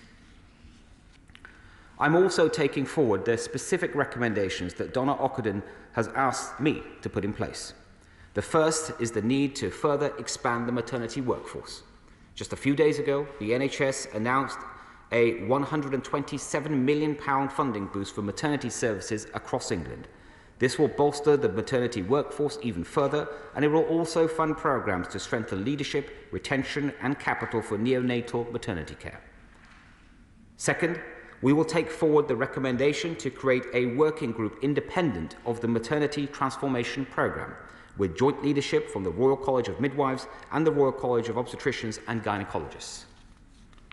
Finally, Donna Ockendon said that she endorses the proposals that I announced in January to create a special health authority to continue the maternity investigation programme that is currently run by the Healthcare Safety Investigation Branch. And again, we will take her proposals forward, and the SHA will start its work from April next year. I would like to thank Donna Ockendon and her whole team for the forensic and compassionate approach that she has taken throughout this distressing inquiry. This report has given a voice at last to those families who were ignored and so grievously wronged, and it provides a valuable blueprint for safety and safe maternity care in this country for years to come. Finally, Mr. Speaker, I would like to pay tribute to the families whose tireless advocacy was instrumental to this review being set up in the first place. I cannot imagine how difficult it must have been for them to come forward and to tell their stories. And this report is a testament to the courage and the fortitude that they have shown in the most harrowing of circumstances. Mr. Speaker, this report is a devastating account of bedrooms that are empty, families that are bereft, and loved ones taken before their time. We will act swiftly so that no families have to go through the same pain in the future. I commend this statement to the House. Just before we start, what I would say is the quite right, the Secretary of State, is a very important statement has gone over. So I would offer the plump bench 6 minutes. We come to Shadow Minister Furlough. Thank you, Mr. Speaker. I thank the Secretary of State for advance sight of his statement. I'm pleased to be able to respond to this statement today, not just as the Shadow Minister for Patient Safety, but as a woman and as a new mother. I would like to thank Donna Ockendon and her team for this report. I would like to thank the families that have come forward.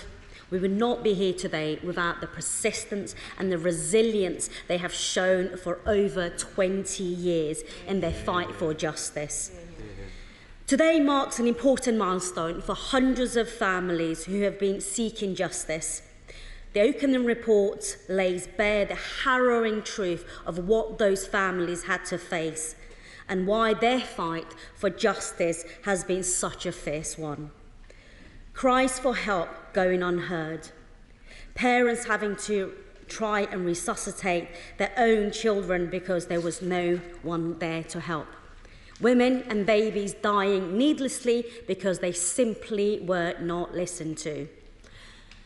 That women were silenced and ignored at their most vulnerable when they were relying on the NHS to keep them safe is shameful.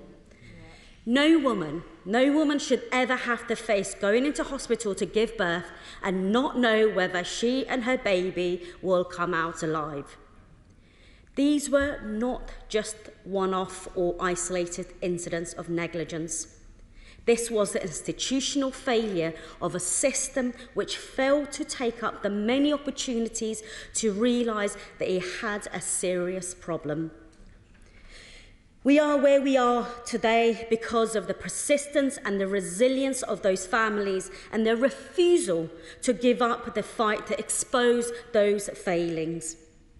And the only comfort we can offer them is that their voices have been heard, and that we commit today across this House to ensure these failings are never repeated.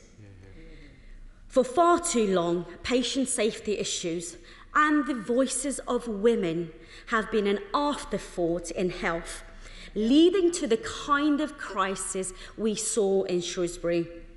This needs to change.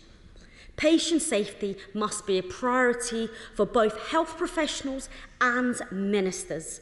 So today I welcome that the Secretary of State has committed to the local actions for learning for Shrewsbury and Telford Hospital Trust in full and all the immediate and essential actions on the wider system.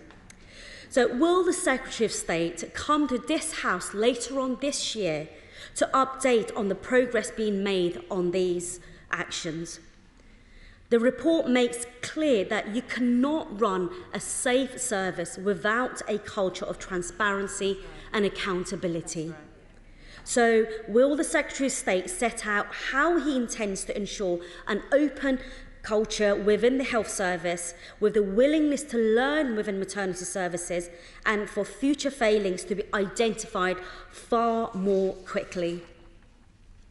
Underpinning issues in maternity care, as is the case across so much of our NHS, is workforce. Only 10 months ago, as a first-time mother, I experienced just how stretched to the limits maternity services are. The NHS now is losing more midwives. It's losing midwives faster than it can actually recruit them. Yep, that's right. A recent CQC survey shows that almost a quarter of women were unable to get help when they needed during labour. Hundreds of pregnant women were turned away from maternity wards last year because there were not the staff available to care for them. So can the Secretary of State tell the House what he's doing to ensure the NHS recruits the midwives it needs, and what he is doing to keep the midwives we have in post? It's only with the necessary workforce that the NHS will be able to ensure women receive the care that meets their needs and prioritises their safety. That security and respect is all that the families who suffered so much at Shrewsbury want, and all that the women who put their and their babies' lives in the hands of NHS want. Thank you, Mr. Speaker. Yeah. We now come to the Secretary of State. We now come to the Secretary of State. Thank you, Mr. Speaker. And can I thank the Honourable Lady for her remarks? And it's not often we get to say this in this chamber, but I agree with her wholeheartedly on what she just shared with the House. She's right to talk about this as a fight for justice, and she's right to point to had these brave families not come forward and been so persistent in coming forward with what had been done to them, what had gone wrong, this inquiry may never have happened, and she's absolutely right to say that, but also to talk about institutional failure at this trust, and the first report set that out in some detail, and today we're seeing that in in much more detail. She talked rightly about patient safety, and she will know that the government has already set out plans to appoint a patient safety commissioner, and that particular appointment will be made soon. But we need to do much more than that. And that is why, with the interim report, it was absolutely right to accept all the recommendations, including the immediate and urgent actions that were needed. I think in that report, the interim report, there were 7 of those and 27 local actions. And I can also tell her and the House that the Trust has implemented all of those actions from the interim report. That was then backed by the £95 million of extra funding at the time. And then also, as I said a moment ago, the recommendations in this final report, many more recommendations, quite rightly so, that they have all been accepted and backed by at least £127 million of funding. Much of that will go to workforce. When it comes to workforce also, I think it's also worth saying, because she's right about the need to increase the size of the workforce, especially in terms of midwives, that when it comes to acceptances for student nurses and midwives, it's at the last year's acceptances, I think, were the highest that the country had seen in decades, but clearly there's much more to do.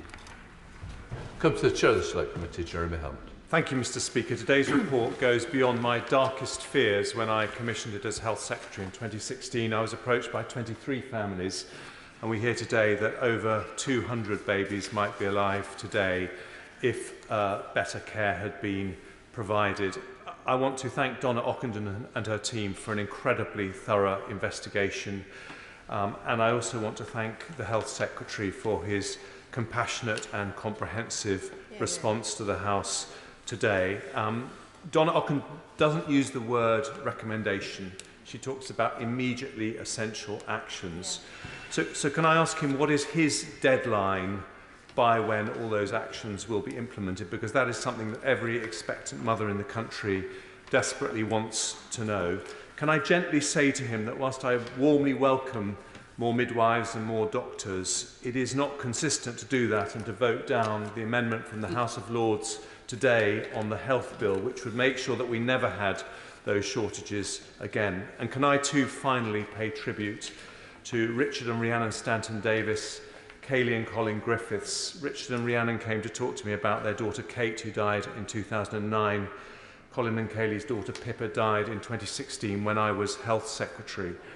And because of the blame culture and the culture of fear in the NHS, it was left to them and many other families to fight for justice. Can this be the last time that we put that burden on the shoulders of bereaved families and build a culture in the NHS which is open, transparent, accepts things go wrong, but hungry to learn from mistakes so that we never again repeat tragedies? Yes. Secretary of State. Mr. Speaker, I agree very much with my right honourable friend, and I also want to acknowledge that ultimately this report took place because of his decision to ask Donna Ockendon to do this independent review. But he's right that he, in turn, did that because of the bravery of families that had come to see him, especially Rhiannon Davies and Richard Stanton and Kaylee and Colin Griffiths. And, of course, there are many other families. He's absolutely right to say that. He's in his question about the immediate and essential actions. With the interim report, there were 7 such actions. The Trust has implemented all of those across the NHS. They either are fully or partially implemented.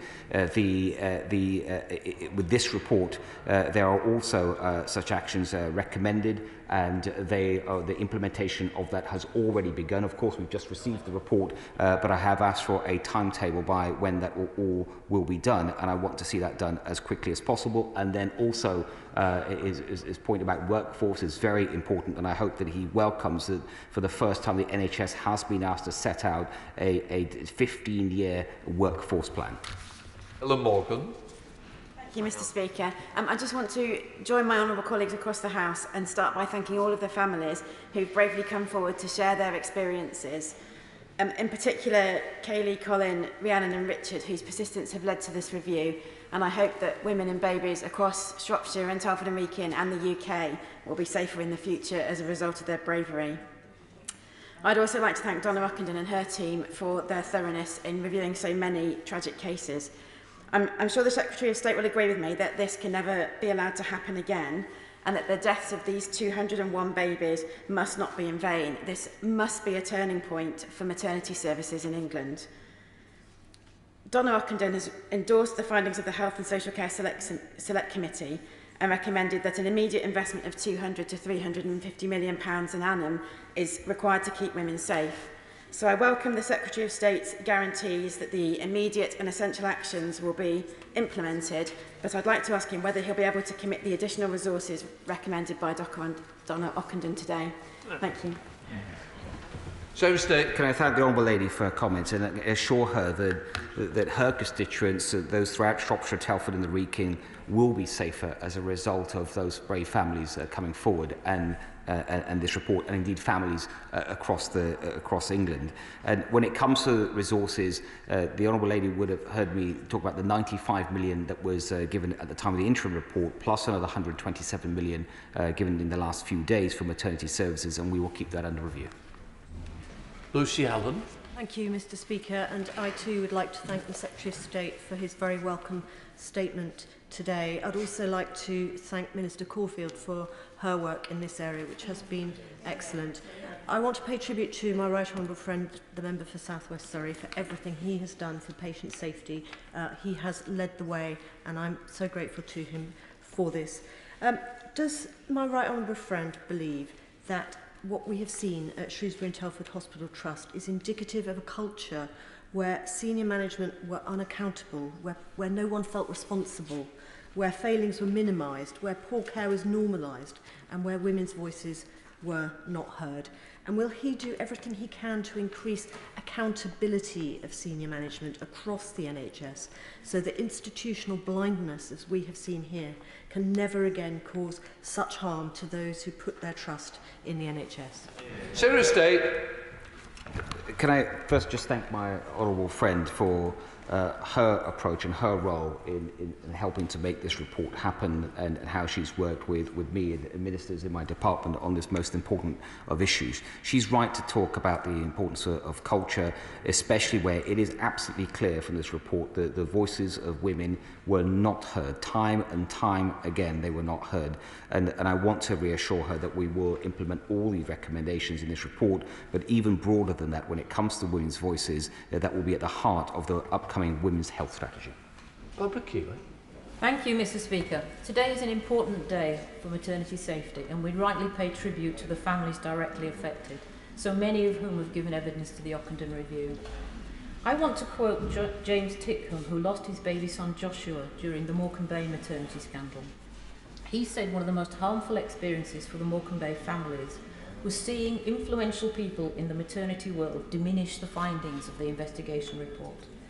I join James Titcombe in saying we must not allow that to happen with this report, and I urge the Secretary of State to ensure instead that the bereaved families should be allowed a process of truth, reconciliation and healing, instead of any denial of the truth of what happened. Secretary of State.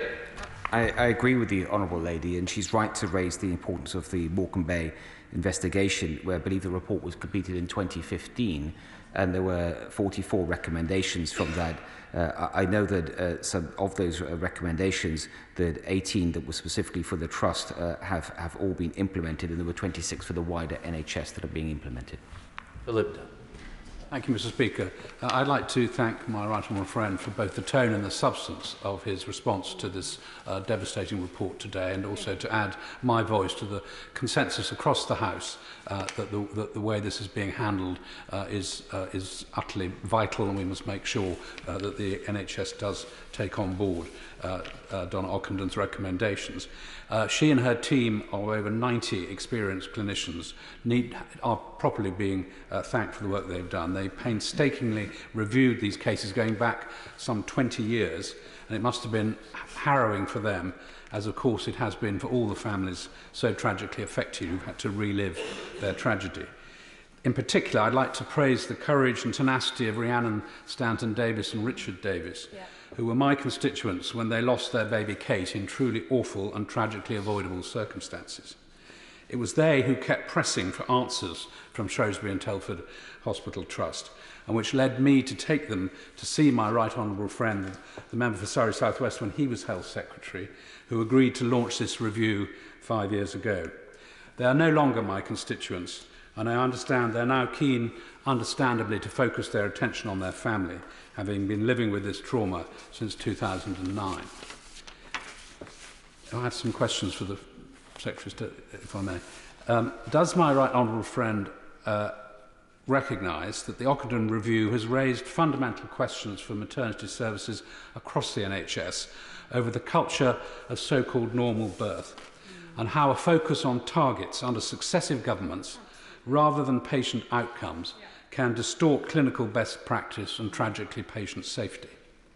And from his discussion with the current Chief Executive that he touched on in his remarks, is he satisfied that the current management and clinical teams at SAF have accepted the local actions for learning made by the initial Ockendon report and are committed to study and implement rapidly all further recommendations specific to this trust?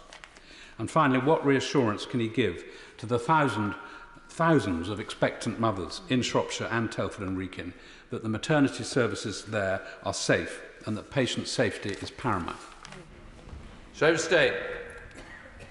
First, can I thank my honourable friend for the way he has also worked with my department and my predecessor representing his constituency the way he has throughout this investigation.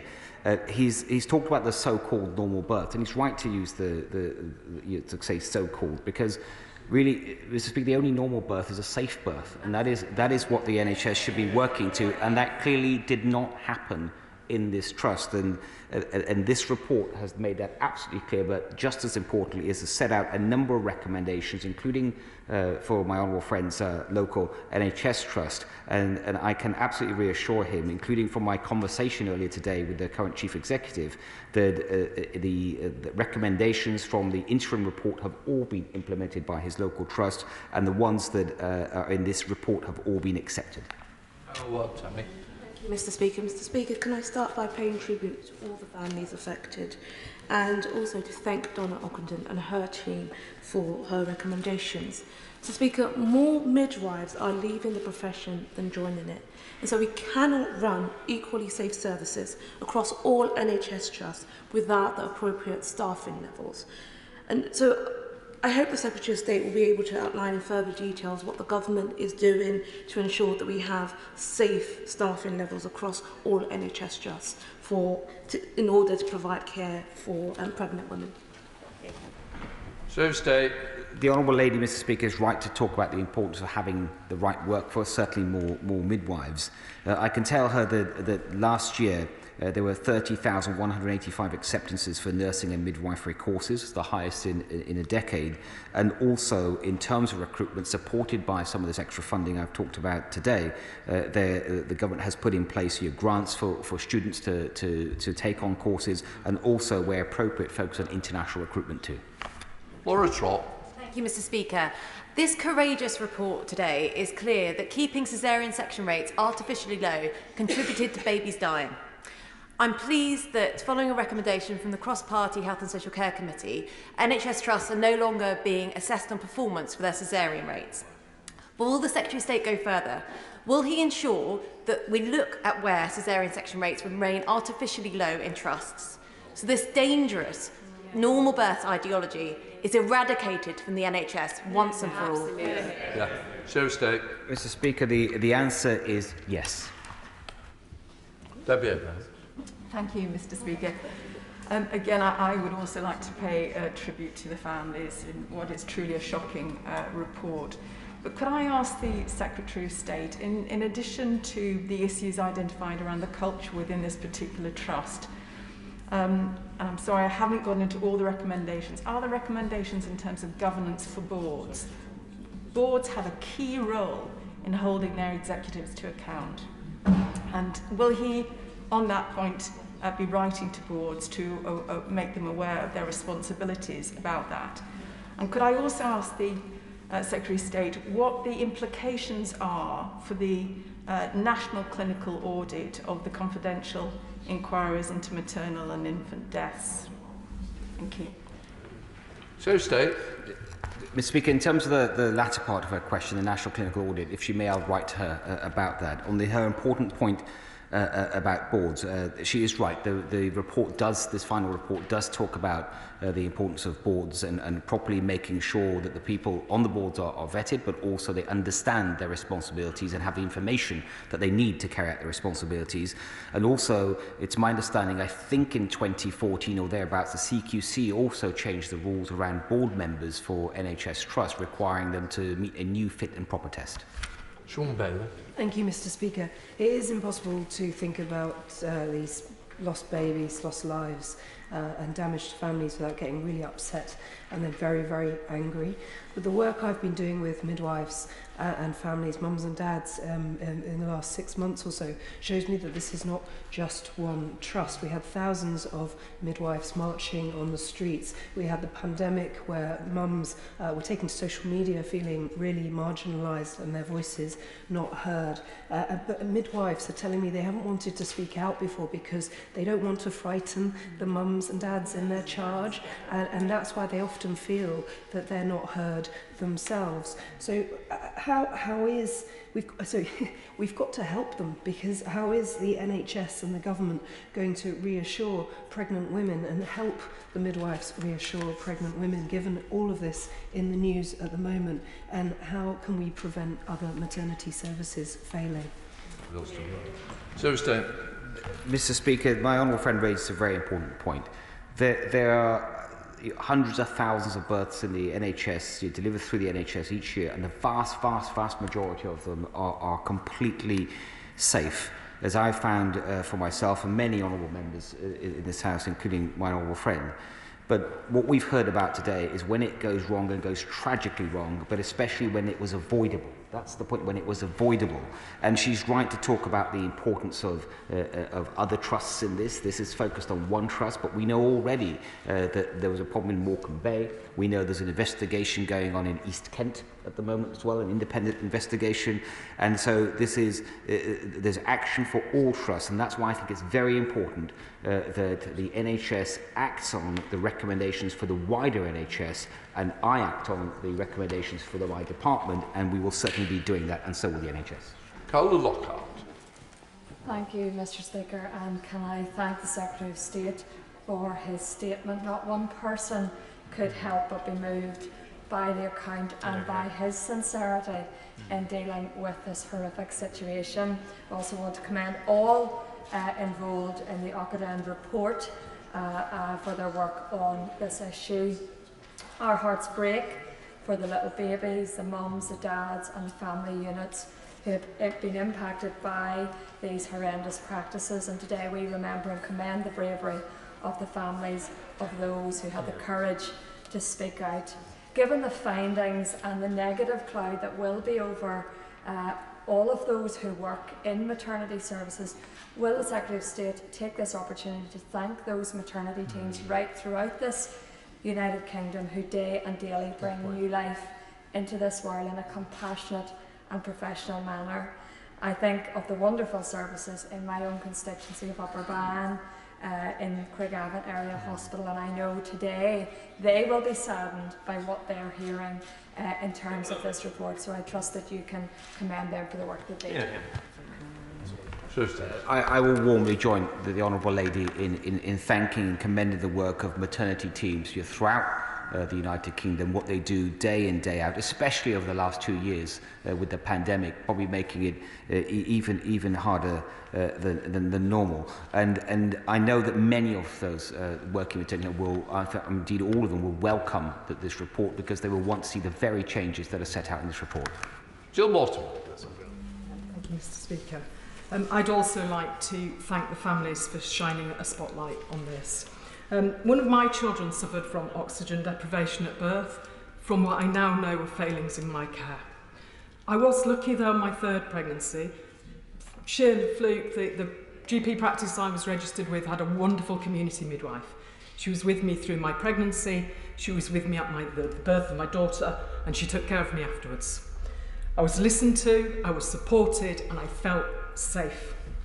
Whilst I thank my right honourable friend for taking on board these recommendations, would he agree with me that every woman deserves that continuity of care, and that can make a profound difference in outcomes for families? They will have somebody by their side who understands them. They won't have to go through their medical history over and over again, often, missing out vital pieces. We should have loftier ambitions. Will my right honourable friend try and make it that every woman will have that opportunity to have their own midwife with them all the way? Sir State. Yes, I agree very much with my honourable friend, and can I thank her for sharing with her House her own valuable experiences, but she's right to talk about the importance of continuity of care that is part of our maternity transformation plan. Welcome. Thank you very much, Mr. Speaker. Thank the Secretary of State for the report, and it's with sadness that we have to have a report such as this in front of the House. But in doing so, I want to maybe highlight a point in relation to, and check that we can do something about it, those who within the system, and there are many good people working within our NHS, unfortunately, probably the majority of people are there for the right reasons. But unfortunately, due to a process or a culture of institutional blindness, as has been mentioned earlier, or bullying, they cannot whistle-blow, and whistleblowers are not being protected. And as a consequence, more and more of these types of reports are going to be required, not maybe to do with maternity services, but other services, because whistleblowers are being targeted and put down. I would ask that the whistleblowers be protected and given the opportunity to have their concerns understood and heard. Tuesday. The honourable gentleman, Mr. Speaker, is absolutely right, and one of the reasons we are creating the special health authority that I referred to earlier is to provide that independence and also more protection for members of staff to come forward. And members of staff, for example, for the first time will be able to report things that they're concerned about directly to the SHA, and they will have the right to investigate. Paige Jones. Thank you, Mr. Speaker. Many members from across the House have mentioned the incredible bravery of all of the parents who fought for their babies, particularly Rhiannon Davis. Rhiannon is originally from Mid Wales, although she now lives in honourable members' constituencies across the border. But there are many women who live in Mid Wales who need to access Shrewsbury and Telford Hospital, and I am concerned that they will be hearing today's report and will be worried about their care that they might be receiving over the next few days. So, as well as implementing the Ockendon review in full, would the Secretary of State please give his reassurance to those women in Wales who need to travel across the border for maternity services? Secretary of State. Yes, I can give that reassurance, and I can also add that I know that Donna Ockendon, in doing her work, she looked at cases from Wales as well, and the issues she's raised for me also has been raised by our honourable friend, the member for Montgomeryshire, and I can give them both that assurance. Jim Shannon. Thank you, Mr. Speaker. Can I first of all thank the Secretary of State for his statement and for his very obvious compassion that he has for all those involved and his support of the Ockendon report. First, may I place on record, Mr. Deputy Speaker, my sympathy to all of those parents who still grieve their loss and to whom no report will ever soothe the pain. Will the Secretary of State confirm that the report into this dreadful spate of deaths will be made available to all hospital trusts across the United Kingdom, including Northern Ireland, to ensure that lessons learned and the 84 recommendations of the Ockendon report and any mechanisms of prevention can be understood and put in place UK-wide? Thank you. State. Yes, Mr. Speaker, I can give the honourable gentleman that assurance, and indeed, with the Northern Ireland Health Service, for instance, we're more than happy to reach out and to work proactively with them in improving maternity services in Northern Ireland too. Simon Baines. Thank you, Mr. Speaker. I'd like to thank my right honourable friend for his statement and all the many members present who have contributed to the process that has led to this report. And following the remarks by my honourable friend from Brecon and Radnor, I've been working with my honourable friend, the member for Montgomeryshire, who is sadly on important constituency business and cannot be here today, to look at the cross-border nature of this inquiry for his constituency, mine of Clwyd South, Brecon and Radnor, and others on the Welsh borders. And will my right honourable friend reflect that there will be many concerned residents in Wales, alongside the victims outlined in this report, who need representation on this important issue? Yes, and I can give my honourable friend and my honourable friend from Montgomeryshire, who can't be with us today, that very assurance that he seeks. Thank you very much, Mr. Speaker. My right honourable friend said in his statement that the CQC only rated maternity services inadequate for safety in 2018, which is unacceptable. So can he assure the House that the CQC inspections are now rigorous enough that failings are picked up much earlier to prevent this type of thing happening again?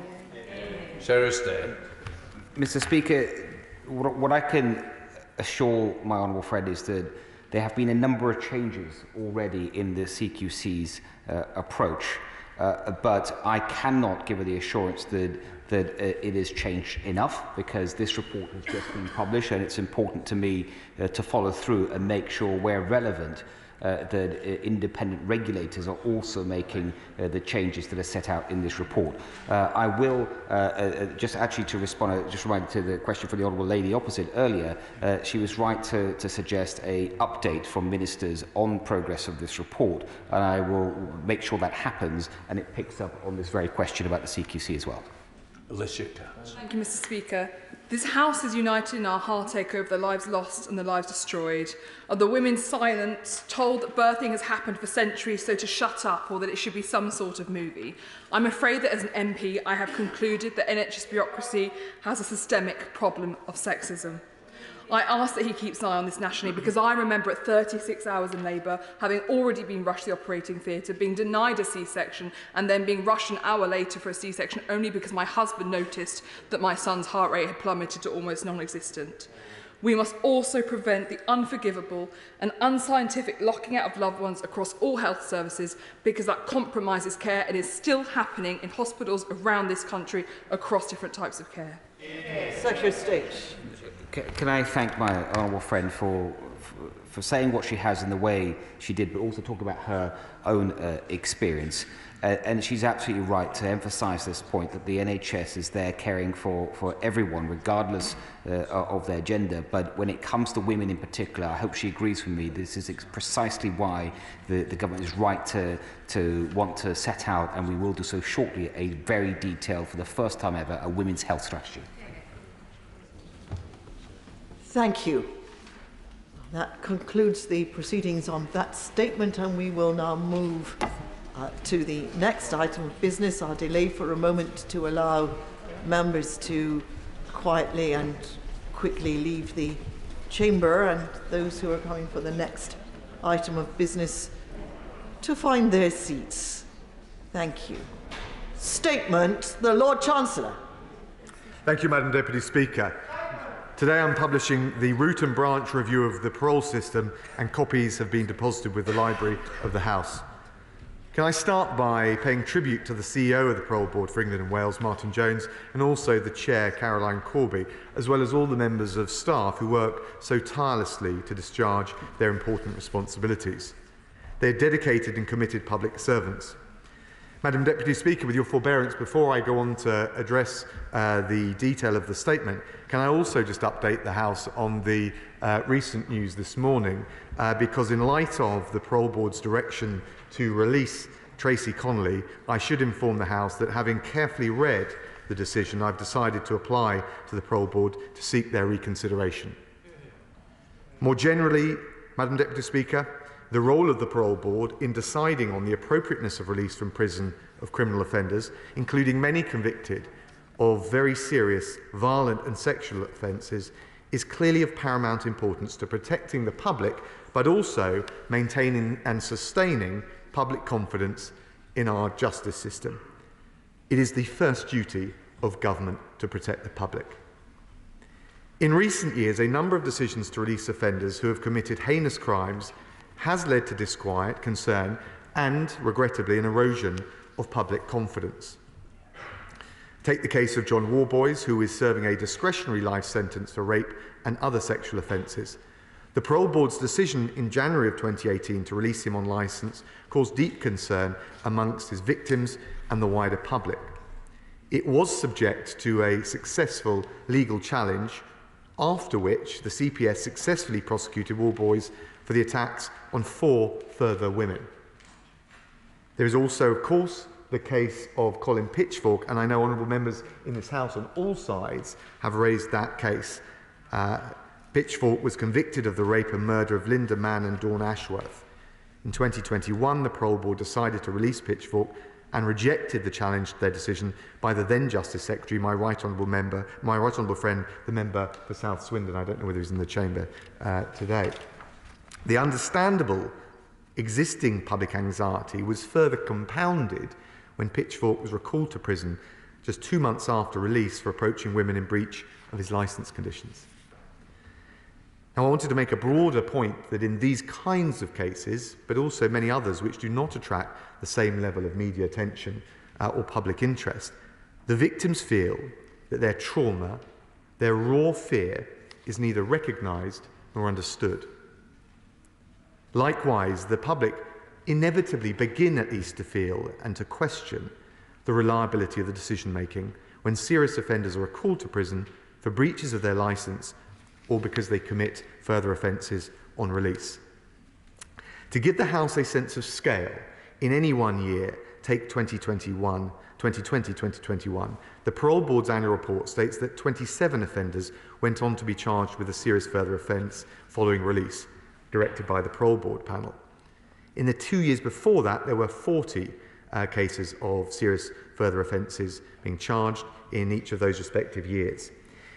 Now, I think placed in context, it's fair to say that's only a fraction of all cases, but it is still over once a fortnight that an offender released goes on to commit a serious offence while subject to supervision.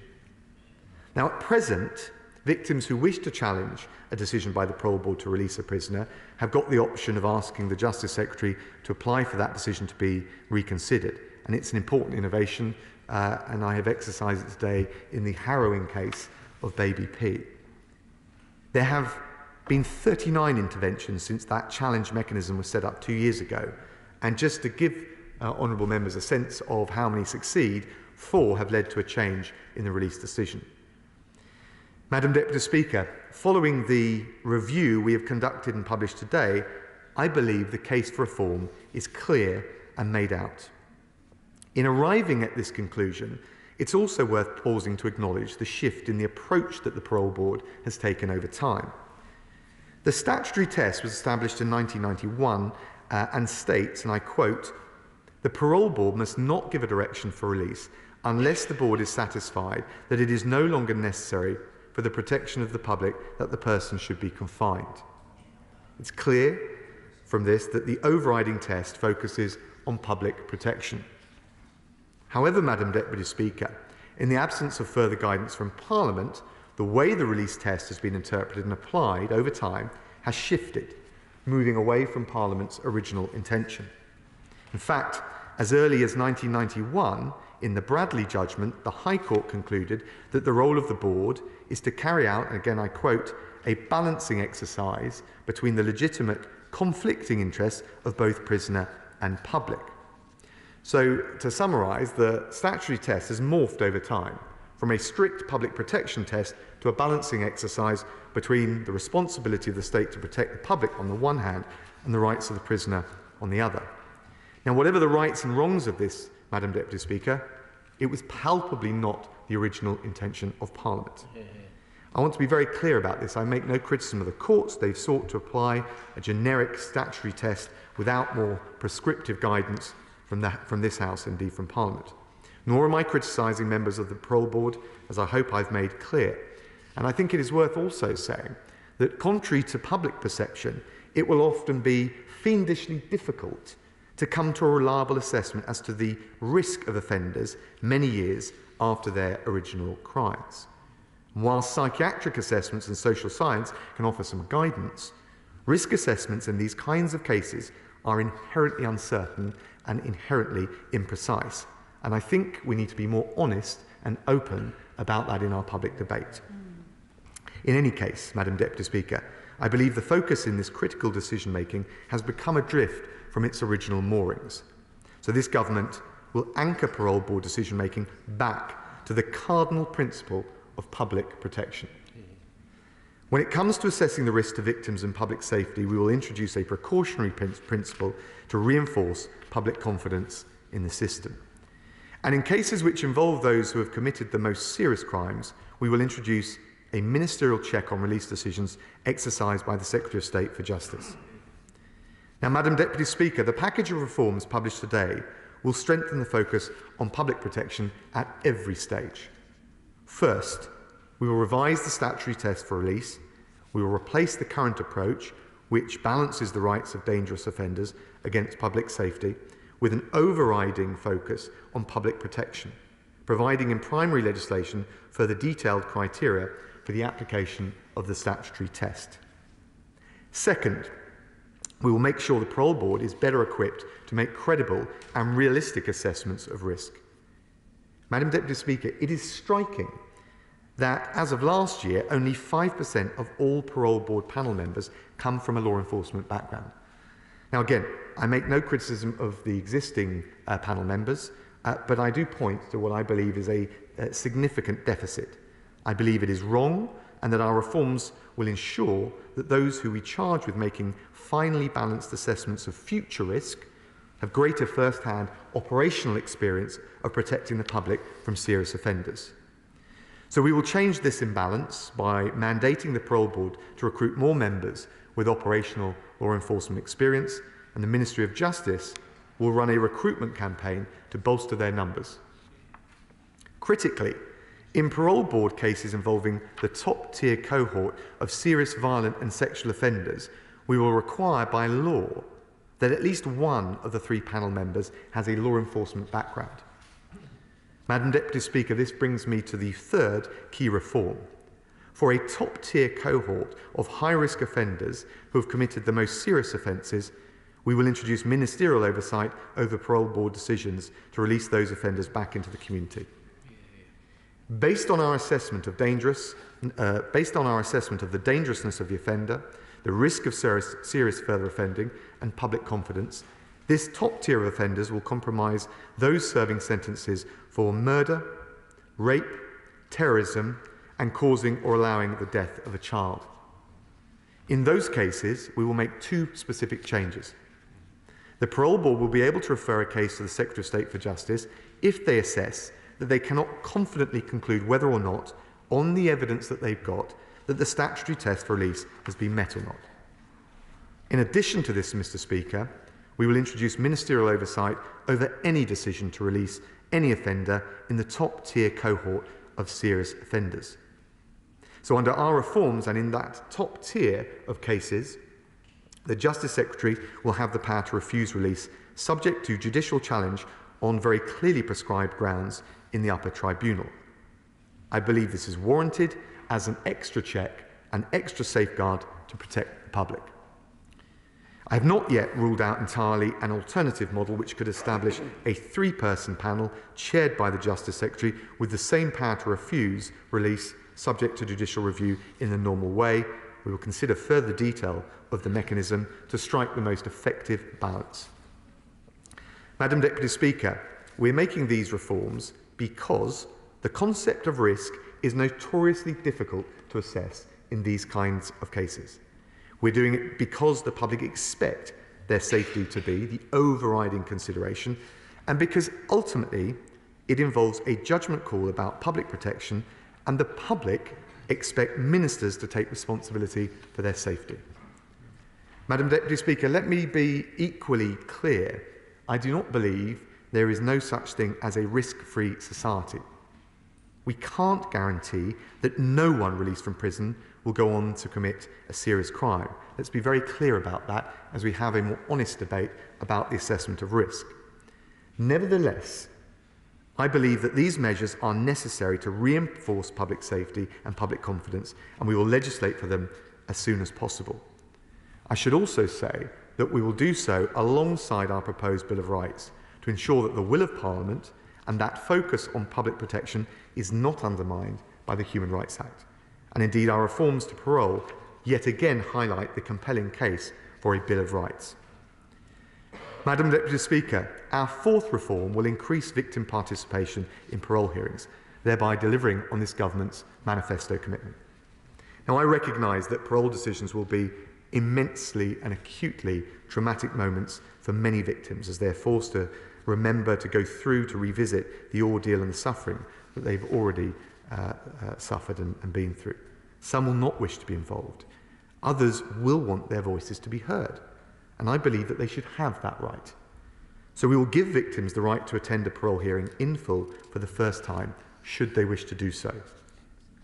In addition, Madam Deputy Speaker, we will require the Board to take into account submissions made by victims and to allow victims to ask questions through those submissions. The voice of victims will be at the centre of the process, not just some lingering afterthought. Finally, Madam Deputy Speaker, although separate from parole decision-making, similar considerations of risk and public concern have arisen in the context of decisions to transfer prisoners to prisons in open conditions. That is why in December 2021, I changed the process to introduce a ministerial check on such decisions, guided by similar principles to those that I've already set out. That is what led to my decision this month to reject the Parole Board's recommendation to move Stephen Ling, who raped and killed a woman, to open a prison. I declined the move in the interest of public protection and public confidence. In sum, Madam Deputy Speaker, our reforms will ensure that those offenders who present the highest risk to public safety are reviewed more rigorously with additional ministerial oversight. Protecting the public is the government's top priority. The proposals in this review will reinforce public safety, and I commend this statement to the House. Steve Reid. Thank you, Madam Deputy Speaker, and I thank the Secretary of State for advance sight of his statement earlier today. And it is hugely timely, given the disturbing news about the potential release of baby P's killer, and I fully support the Secretary of State in seeking a review of that. In broad terms, I welcome his statement too. It's crucial that public protection is paramount and that victims are right at the heart of the criminal justice system. Currently, too many victims feel their views are not taken sufficiently into account, either in parole decisions or in sentencing, and this leads directly to public safety concerns that must be taken more seriously. Labour will put public safety at the core of our contract with the British people. Sadly, the same can't be said of this government. It's less than 2 months now since the convicted sex abuser Paul Robson walked out of a low-category open prison in Lincolnshire. After he escaped, the public were warned that Robson was a serious danger to women and children. He clearly should never have been in a low-security prison in the first place. The Parole Board made that recommendation, but it was the Secretary of State who approved it. He or his predecessors already had the necessary powers, they just didn't use them. So what will stop him from making serious mistakes like that again when he exercises his new check and oversight powers in potentially hundreds more cases? Labour wants victims to have a right to make a new personal statement saying how they would feel if the prisoner is released. We would like any assessment of the risk to the public to include the risk of re-traumatising their victim and prevent released prisoners from living near their victim if that's against the victim's wishes. So will the Secretary of State consider those additional proposals?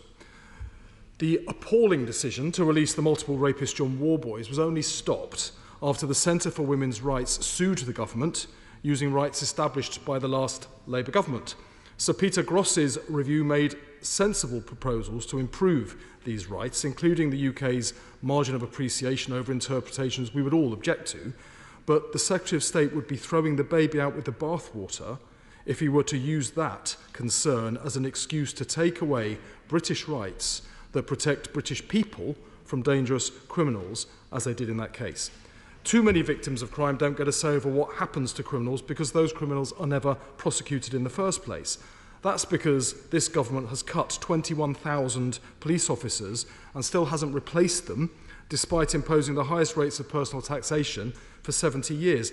That's 21,000 people with law enforcement experience that his party sacked, who he might now approach to sit on parole boards, as he suggests. Now, he spoke about rape cases in his statement, but only 1.5% of reported rapes ever make it to court at all. Those that do now take over 1,000 days on average before the trial starts, the longest delays in British legal history. I wonder what message he thinks this sends about public safety and public protection. Under this government, prosecution rates for crimes including burglary, robbery, car crime and fraud are so low they have effectively been decriminalised. There are so few police left that victims are told to fill in a form online and hardly any of them ever hear anything again. It's no wonder that the government stands accused of going soft on these crimes. Does he recognise that letting criminals get away with crime damages public safety and erodes confidence in the justice system, something he's telling us this afternoon that he wants to strengthen? The Victims Commissioner has called on the government to establish a new victims' right to review. This would give victims the power to challenge decisions by the police and the Crown Prosecution Service not to prosecute or to drop prosecutions. The Secretary of State didn't mention that in his statement today, so I wonder, could he tell us whether he intends to introduce proposals along those lines in future? Public protection requires victims to be active participants throughout the criminal justice process, including in parole decisions. Their insights strengthen public safety and strengthen public confidence in the system. Today's statement is a step forwards, and it recognises some of the government's mistakes, but it's a step that could have been bigger. Secretary of State. Thank you, Madam Deputy Speaker. Can I just start by thanking the honourable gentleman for his support for the decision taken today in the Tracy Connolly case, and also I think he has wholesale backed the reforms that I set out in my statement, and I think that is important, and I want to welcome what I hope will therefore be cross-party support when we come to legislate for it. He can't support the aims and then not will the means, and I hope that becomes clear as we take the proposals through the House. Can I also say, he asked about absconds, and of course that is an issue of significant concern. I should say to him that in the period between 2009-2010 and today, the level of absconds from prisons has fallen to a third of the level it was under the last Labour government. He might want to think a little bit about that before he makes assertions that are unfounded. He also asked, though, in fairness, about the Shane Farrington case. He absconded on the 24th of March, but was arrested on the 26th of March. He is ineligible for a return to open conditions for 2 years. He made the point about it being something we were empowered to do. Actually took place in October, and I changed the rules in December, as I've made clear to the House. Can I welcome what he said about the role of victims? I think we are making important changes today. I welcome his support for it. I would just gently point out that even before the spending review, the level of victims funding is 3 times the level than it was under the last Labour government. So again, he talks about victims. Our record is infinitely better, but we are restless to do far more. More generally, Madam Deputy Speaker, of course, the history of the matter of the reform we're undertaking today is something that took place under their watch, because it was in 2008 that Labour gave up the power to block the release of prisoners sentenced to more than 15 years, and then legislated to make those changes, which were forced on the government, in fairness, by the Human Rights Act, but they legislated to make those changes permanent. As a result, it was then that the number of those recalled on life licence skyrocketed by almost 7-fold. So I think the Honourable Gentleman should have a little bit more humility about where this problem came from. And he criticised our approach to the Bill of Rights, but it is clear that we cannot pursue these reforms and reverse the challenges that were made under the Human Rights Act without our Bill of Rights. So again, the question for the Labour Party is going to be, do they just will the ends, or are they willing to back the means? Madam Deputy Speaker, last month I picked up a copy of my Daily Mirror, as I do, and was reading through it. And I read that the Honourable Gentleman said that under the last Labour leader, the Right Honourable Gentleman for Islington North, Labour cared, or appeared to care, more about criminals than victims. And I think that is a measure of greater humility. But I think the Honourable Gentleman should take a bit of responsibility for his record, because he and the Shadow Cabinet voted against extra funding for more police officers. They voted against the tougher sentences. They voted against the tougher sentences in the Police Court Sentencing and Crime Bill for dangerous offenders. They voted against that. That's the kind of thing that would protect victims and protect the public. I am glad that he is, at least on this issue, showing that he is willing to support measures that will stand up for victims and will protect the public. But the proof of the pudding will be where they vote when all of these measures come before the House. Dr. Julian Lewis. Madam Deputy Speaker, this is an excellent statement, and my right honourable friend is clearly revelling in an area where he has a great deal of expertise. One aspect that I didn't hear mention of was the concept of punishment. Some offences, and particularly the sort we're dealing with here, are absolutely heinous, and it baffles the public as to why, for example, someone who led a home invasion in the New Forest, which resulted in the burning alive of an entire family, but not until after the woman had been repeatedly raped, should be considered for release at the end of what is admittedly a long sentence. Most people would feel that people forfeit their right to liberty when they commit offences of that gravity. Where does punishment fit into all this? Can I thank my honourable friend? I totally understand the point he makes. Now, in truth, parole is about risk, and rightly, I think, about public protection, because either the tariff or the overall sentence should deal with the element of punishment rather than parole. So I think he makes an important point. He will know that whether it was Harper's Law, Tony's Law, or the wider reforms to sentencing we made in the PCSC bill, we have strengthened sentencing in the teeth of opposition from the honourable members opposite. But I think, in fairness, I do need to draw a distinction for these reforms, that they're really about public protection. I think the amorphous concept of risk in these cases, but that itself, I believe, also goes to the issue of public confidence, which, in relation to the tariff and the punishment element, he mentions. So I think they're both important, but with parole, we are focusing on risk. And I say that because I want to be very clear. We're not adding another sentence on top of a sentence. The question is, from the point at which an offender becomes eligible for parole, do they satisfy the statutory criteria? Is it safe to release them? Or do they present an ongoing risk to public protection? That is the core focus of our reforms today. But I heed the my honourable friend's wider point. Steve McCabe. Thank you.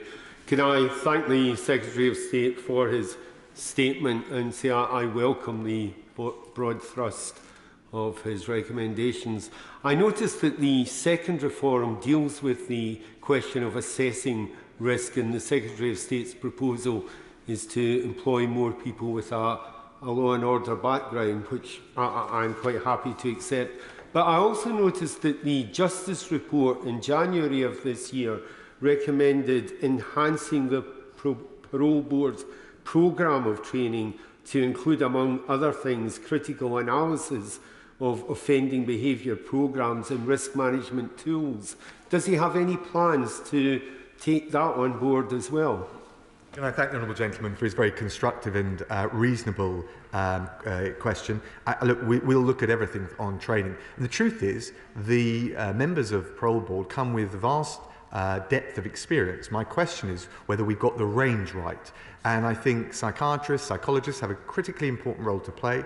Judges and lawyers inform the process. But if we're saying that our overriding focus is public protection, and we've got finely balanced questions of risk in relation to people who have committed the so-called index offence many years before, I would have thought, particularly for that top-tier case, the public want to know that, for example, the grizzled police officer that has seen these cases before, that knows the pattern of behaviour, is also there, perhaps to provide that element or that dimension of critical thinking. So I think he's right about what he says about critical thinking. We need to make sure that the parole board panels, particularly on those serious high top-tier cohort, have that broad diversity of experience so that we can take a precautionary approach and protect the public. Siobhan Bailey. Thank you, Madam Deputy Speaker. I thank my right honourable friend for his statement, and I continue to be impressed by how he and the Ministry of Justice are gripping so many complex justice matters all at once. But this is about public safety, but also the perception of public safety, and the public rightly care about law and order. And I hear what strong words from the front bench opposite, but I think we can see by the lack of turnout from Labour MPs that they prefer to politic on this rather than do the hard graft of scrutiny. And on scrutiny, I really welcome my right honourable friend putting victims at the heart of the parole board decisions and allowing them input. Can you say a little bit more about how the parole board has taken to those proposals, and how we can also support victims as they're going through that process, because some of them will find even those steps distressing, even if they want to do it. Yes, thank my honourable friend for her tenacity on these issues, and she makes the same point my honourable friend did about public confidence, and there's no escaping this. Particularly if you think of the history of, honourable members think of the history of how parole and licence conditions and how we ended up with life terms after the abolition of the death penalty. The public need to have confidence that sentences match the crime and that their safety is the paramount importance. She asked about how we will help victims through that process, which is critically important because it must be gruelling, it must be traumatic. And I know from the consideration that I've had and the evidence I've seen how difficult that will be. We've already made some improvements in the process for victims. We, in 2018, introduced written decision summaries to improve transparency for victims. In 2019, we introduced the reconsideration mechanism, which I exercised today. In 2021, we announced our intention to enable public hearings and that victims would be able to attend those hearings as observers. We are saying that we're now giving them a much fuller role, as I explained in my statement. On top of that, of course, the statutory release test, and when the parole board considers it, they will take a very clear account of the submissions of victims, but also victims will be able to ask questions through those submissions. Jim Shannon. Thank you, Madam Deputy Speaker. Can I thank the Lord Chancellor for that? I'm very encouraged by the steps that the Right Honourable Gentleman has introduced today. And what one victim, to address what one victim said to me, was a reprehensible parole system. That lady contacted me after the murderer of her son was released, and she saw him in the local Tesco's. She received no warning that he had been released early. So can the Lord Chancellor confirm that this legislation also contains a legal obligation for victims and their close family to be informed? And will the Lord Chancellor be in touch with the Minister at the Northern Ireland Assembly to discuss proposed legislation that he's referred to be brought here that can also be introduced to Northern Ireland? Thank you. Can I thank the honourable gentleman? The Root and Branch review will set out all of the victims' rights in the process. He'll be able to see that. Copies are now available in the House. Of course, we respect the devolved settlements on this, but we're always willing to engage with the devolved administrations around cross-cutting and common issues of common concern. Rob Butler. Thank you, Madam Deputy Speaker. The public will rightly expect that their protection is the overriding concern when serious offenders are assessed, either for release via the parole board or indeed transfer to an open prison, a subject on which my right honourable friend touched. And I know from my own time as non-executive director at HMPPS that open prisons can be an extremely important part of an offender's rehabilitation, especially at the end of a very, very long sentence. We've seen recent cases where the current test has clearly not worked effectively. So does my right honourable friend agree that time in an open prison should always be regarded as a privilege, certainly never an automatic right? And can he confirm that the measures he's already introduced and is going on to introduce further today will result in a more cautious approach that will make sure the public is always safe? Well, Chancellor. Can I thank my honourable friend? I agree with everything he said. And I don't think there's a trade-off. In fact, I think the two things go together. We want to protect the public, but also identifying those who can be released either into open conditions or into society, who are ready to play the right role, reintegrate back into society, to work, look after their families, stay clean of drugs. All of those things go together. But ultimately, our objective is to protect the public, drive down crime and reduce reoffending. Deanna Davison. Thank you, Madam Deputy Speaker, and I thank my right honourable friend for his statement, but also for his engagement with me over my One Punch Awareness campaign, something on which I'm deeply passionate. And in that campaign, victim support is something that's at the very heart of it, because as we all know, the victims of crime and their families don't stop suffering the moment the crime stops being committed. They can suffer for months, years, and even the lifetime that follows. And that's why the victims of crime need to be at the very heart of our criminal justice system, to ensure they receive the support, protection and the reassurance they need. So can my right honourable friend confirm that these proposals will improve victim support and public protection, particularly for victims of the most serious crimes? Well, can I thank my honourable friend and pay tribute to her tenacious campaign and know how difficult that must be for her as well. But it is very important, and she brings a huge amount of experience, but also personal experience to the chamber and for the changes we're making. I agree with what she said. We've set out, and I've set out for the House, the changes we're making for victims in relation to the parole decision-making process, but they are only one element of a much broader strategy, and of course we'll be bringing forward a victims' law, and again I hope the whole House can rally around that so that victims feel they're front and centre, that they're listened to, that they're taken into account, that they're part of the criminal justice system, not an appendix to it. Matt Warman.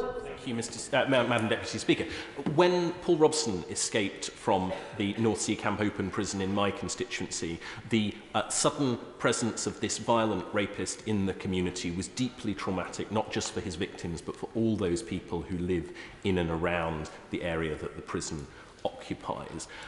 By definition, although the Parole Board do immensely difficult work, the fact that he absconded means that he was in the wrong place. So can my right honourable friend reassure me that what he's announced today makes it far less likely for a convict such as Paul Robson to be in those conditions and to place the public at risk in the way that he did when he absconded? Can I thank my honourable friend? I can, and I think the changes we've already made that I made in December should give him some reassurance. There is no risk-free approach here, but what we do is we try and create safeguards to mitigate as best we can whilst maintaining a free society. And I also note that under successive governments, Conservative governments I should say, the number of absconds have fallen from 296 in 2009-2010 to 101 in 2020-2021. That's a third of the level. So we've got the security right, but we will continue to make sure we reinforce it. David Johnston. Deputy Speaker, can I warmly welcome my right honourable friend's statement today? Does he agree with me that in those most serious of cases, the public do not expect politicians to throw up their hands and say, well, it was a decision for the Parole Board? They expect them, as the ones accountable for keeping them safe, to step in and do so because it's their #1 job. Thank you. Thank my honourable friend. He's absolutely right. And the frustration is if we delegate from this place or from accountable ministers so much of our decision-making, particularly where we're talking about judgment calls, not a purely technocratic or scientific approach, the psychiatry and psychology can only take you so far, the public feel we've actually abdicated our responsibility. We're taking back control to provide a safeguard in those high-risk cases, and I think that's exactly what the public already expect of us. Paul Bristow. Thank you, Madam Deputy Speaker. And can I congratulate my right honourable friend on his statement? We sometimes forget that the most overriding reason, important reason we have prisons is not necessarily punishment, but is to keep the public safe. And I know my constituents in Peterborough would want the Parole Board to always veer be risk averse on public protection when it comes to releasing criminals found guilty of serious crimes. So can my right honourable friend reassure the good people of Peterborough that he understands their concern and that public protection is at the heart of these proposals? Chancellor. Thank you, Madam Deputy Speaker. My honourable friend is absolutely right. Public protection must be the overriding priority.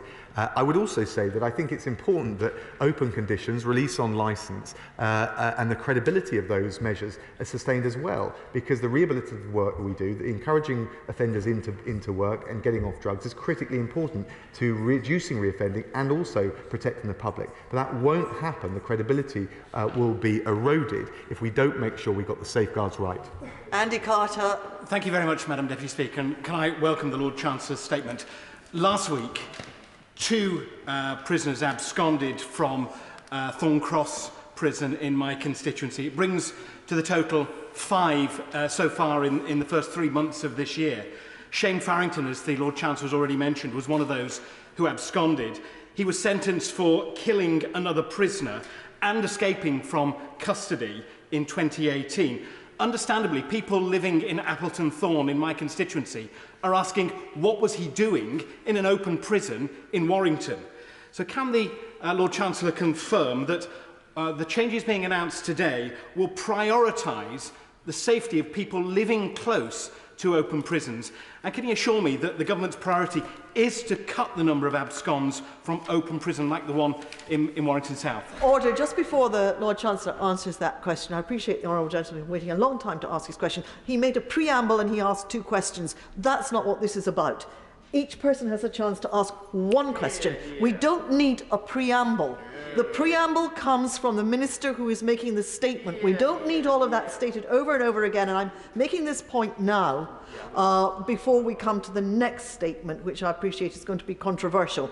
We will have short questions and as short as possible answers. I appreciate that the minister has to give a full answer, but we don't need a preamble. It's not a statement, it's not a speech, it's a question. Lord Chancellor. Thank you, Madam Deputy Speaker. I heed your advice as always. We've already cut the number of absconds by 1/3. Of course, the measures that I've already introduced, not even announced today, introduced in December, will further allow an extra safeguard, which I hope will give his constituents reassurance. I thank the Lord Chancellor for his thorough answers.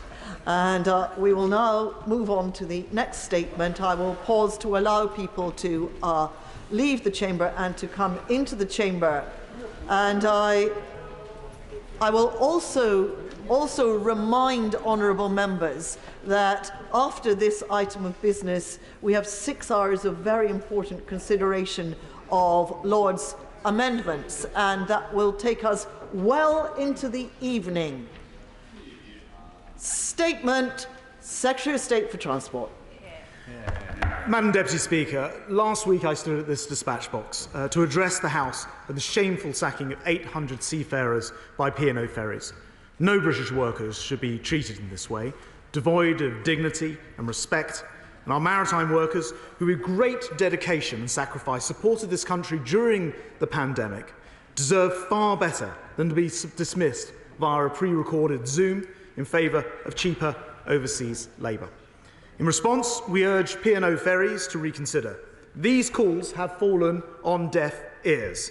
Instead, the Chief Executive, Peter Hebblethwaite, in front of Parliament no less, set out how he deliberately broke the law, and in an act of breathtaking indifference, suggested he would do the same thing again. Madam Deputy Speaker, P&O Ferries' failure to see reason, to recognise the public anger and to do the right thing by their staff has left the government with no choice. I am today announcing a package of 9 measures that will force them to fundamentally rethink their decision. This will send a clear message to the maritime industry who will not allow this to happen again. Where new laws are needed, we will create them. Where legal loopholes are cynically exploited, we will close them, and where employment rights are too weak, we will strengthen them. Madam Deputy Speaker, let me start with enforcement action we're taking. Far too many irregularities exist between those who work at sea and those who work on the land. Even where workers have rights, they're not always enforced. So the first measure I can announce is that HMRC will be dedicating significant resource to check that all UK ferry operators are compliant with the national minimum wage. No ifs, no buts. Second, I've asked the Maritime Coast Guard Agency to review their enforcement policies, checking that they are fit for purpose both now and in the future. The House will recall that the MCA is already, at my request, carrying out inspections of P&O Ferries, and so far 2 ships, the European Causeway and the Pride of Kent, have been detained after failing safety inspections. Madam Deputy Speaker, I will not compromise the safety of any vessel, and P&O will not be able to rush new crews through training and expect those ships to sail. This work is ongoing. Madam Deputy Speaker, third, we'll take action to prevent employers who have not made reasonable efforts to reach agreement through consultation from using fire and rehire tactics. A new statutory code will allow a court, an employment tribunal to take the manner of dismissal into account, and if an employer fails to comply with the code, impose a 25% uplift to a worker's compensation. Madam Deputy Speaker, I've made no secret of my view that P&O Ferries boss Peter Hebblethwaite should resign. He set out to break the law and boasted about it to this Parliament. So I've written to the CEO of the Insolvency Service, conveying my firm belief that Peter Hebblethwaite is unfit to lead a British company, and I've asked them to consider his disqualification. The Insolvency Service has the legal powers to pursue complaints where a company has engaged in, and I quote, so-called sharp practice. Surely the whole House agrees that nothing could be sharper than dismissing 800 staff and deliberately breaking the law whilst doing so. It is, of course, for the Insolvency Service to decide what happens next, but in taking this step, I want to ensure the outrageous behaviour is challenged. Madam Deputy Speaker, it's a hard truth that those working at sea do not enjoy the same benefits of those working on land, which brings me to my fifth element of the package today, a renewed focus on the training and welfare elements of flagship maritime strategy. We're already investing £30 million through the Maritime Training Fund to grow our seafarer population, but I will go further, pursuing worldwide agreements at the International Labour Organization, where we'll push for a common set of principles to support maritime workers, including an international minimum wage, a global framework for maritime training and skills, and tools to support seafarer mental health. Sixth, we know that P&O Ferries exploited a loophole. They flagged their vessels in Cyprus to escape UK laws. So we will take action on this too. And we therefore decided that from next week, we'll reform tonnage tax to come into effect, meaning that maritime businesses set up in the UK will have unnecessary red tape removed, will have provisions so which are no longer required from the EU removed, and by doing so will increase the attractiveness of UK flagging and bring more ships under our control and thereby protect the welfare of seafarers. Madam Deputy Speaker, much of maritime law is governed by international laws, obligations and treaties. And this means that we cannot hope to solve the problems alone. So the seventh plank of our package today is to engage with international partners. Now, this week, I've already contacted my counterparts in France, Denmark, the Netherlands, Ireland and Germany to discuss how maritime workers on direct routes between our countries should receive a minimum wage. I'm delighted to say the response has already been very, very positive, particularly with my French counterpart, the Minister for Transport. So we'll now work quickly with these counterparts to explore the creation of minimum wage corridors between our nations. As we'll also be asking unions and operators to agree common levels of seafarer protection on these routes as well. Madam Deputy Speaker, I've set out how we'll step up enforcement, how we'll support the workforce in the long term, how we'll get more vessels flagged under the British flag, how we're working with international partners to create minimum wage corridors. But I know that this House is expecting legislative changes too. Now, we had originally come to the Chamber and expected to say today that we'd announce changes under the national minimum wage. But, Madam Deputy Speaker, after seeking expert maritime legal advice, it's become clear that this just would not be possible. The issue is this: maritime law is governed by international conventions that would too easily have been overridden by domestic laws, by domestic changes, would too easily overwrite them. So, Madam Deputy Speaker, I will not let that stop us.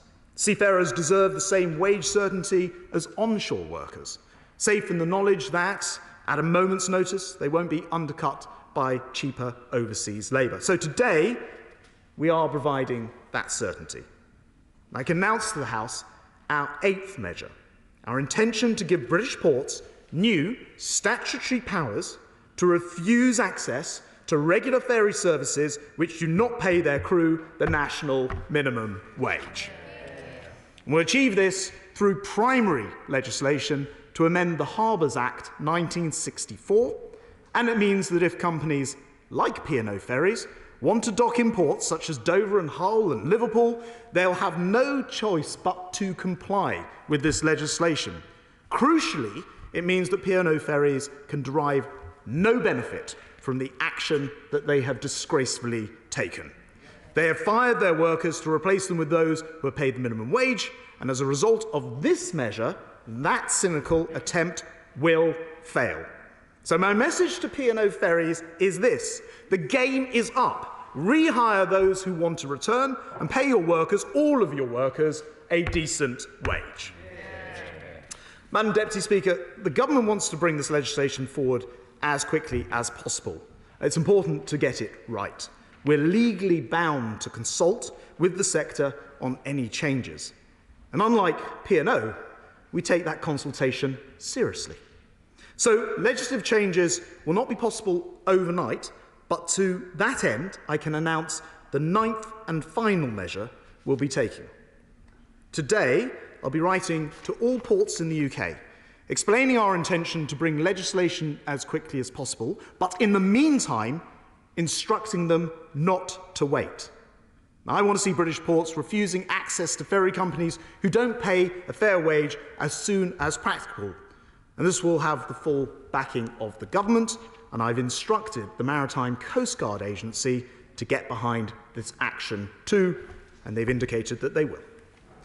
So, Madam Deputy Speaker, this issue has united the whole House, indeed the whole country, in anger at those responsible and in sympathy for those affected. Now, we're proudly pro-business government, but we will never support those that treat workers with the callousness and disrespect that we've seen. British workers aren't expendable. They're the backbone of this country.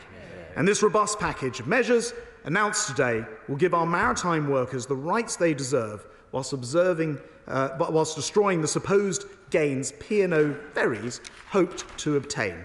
They'll send a clear message that if you are using British waters and British ports to ply your trade, then you must accept British laws, and I commend this statement to the House.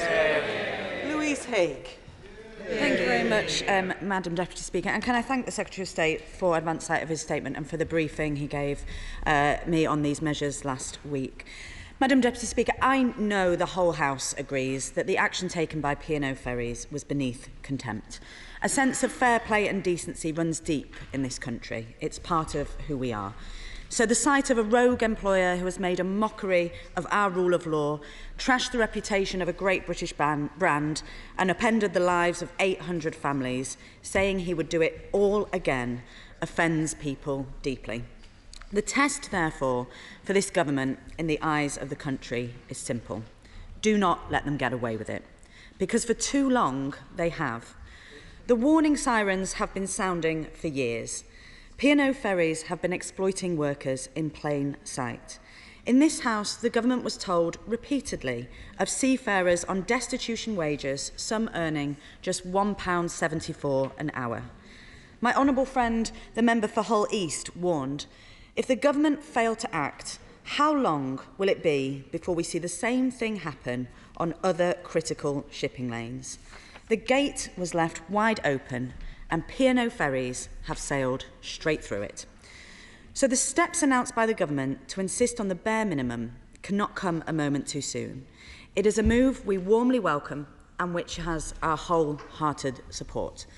But can the Secretary of State confirm that the national minimum wage will apply on the entirety of all UK international routes through the harbour legislation he's outlined, not just in British waters, as P&O seemed to suggest yesterday? And I very much welcome the Secretary of State's action to instruct the Insolvency Service to consider the CEO's disqualification. When will the Insolvency Service respond so the Business Secretary can seek an order for his disqualification before the court?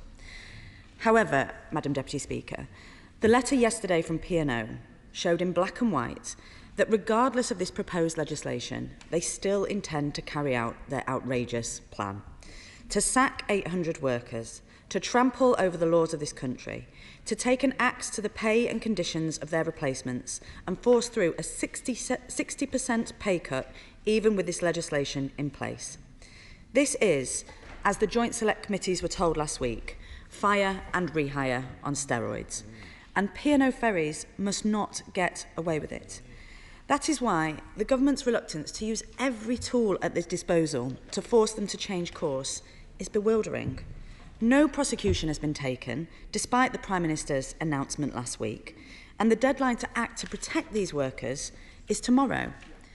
And the Chancellor confirmed yesterday to my honourable friend for Hull West that the review into the relationship with DP World has already concluded. They will keep every single taxpayer-funded contract. So even with these very welcome steps today, the government still risks giving the green light to P&O and other exploitative employers.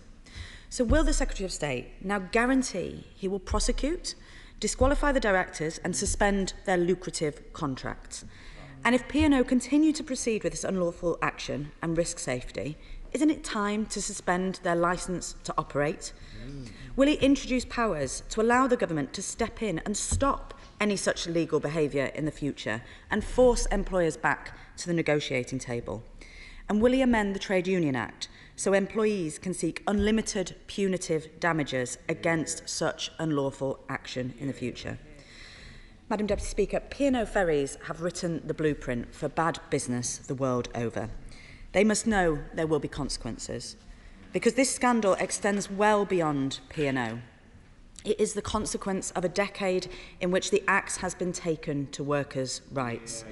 The balance tipped far away from working people.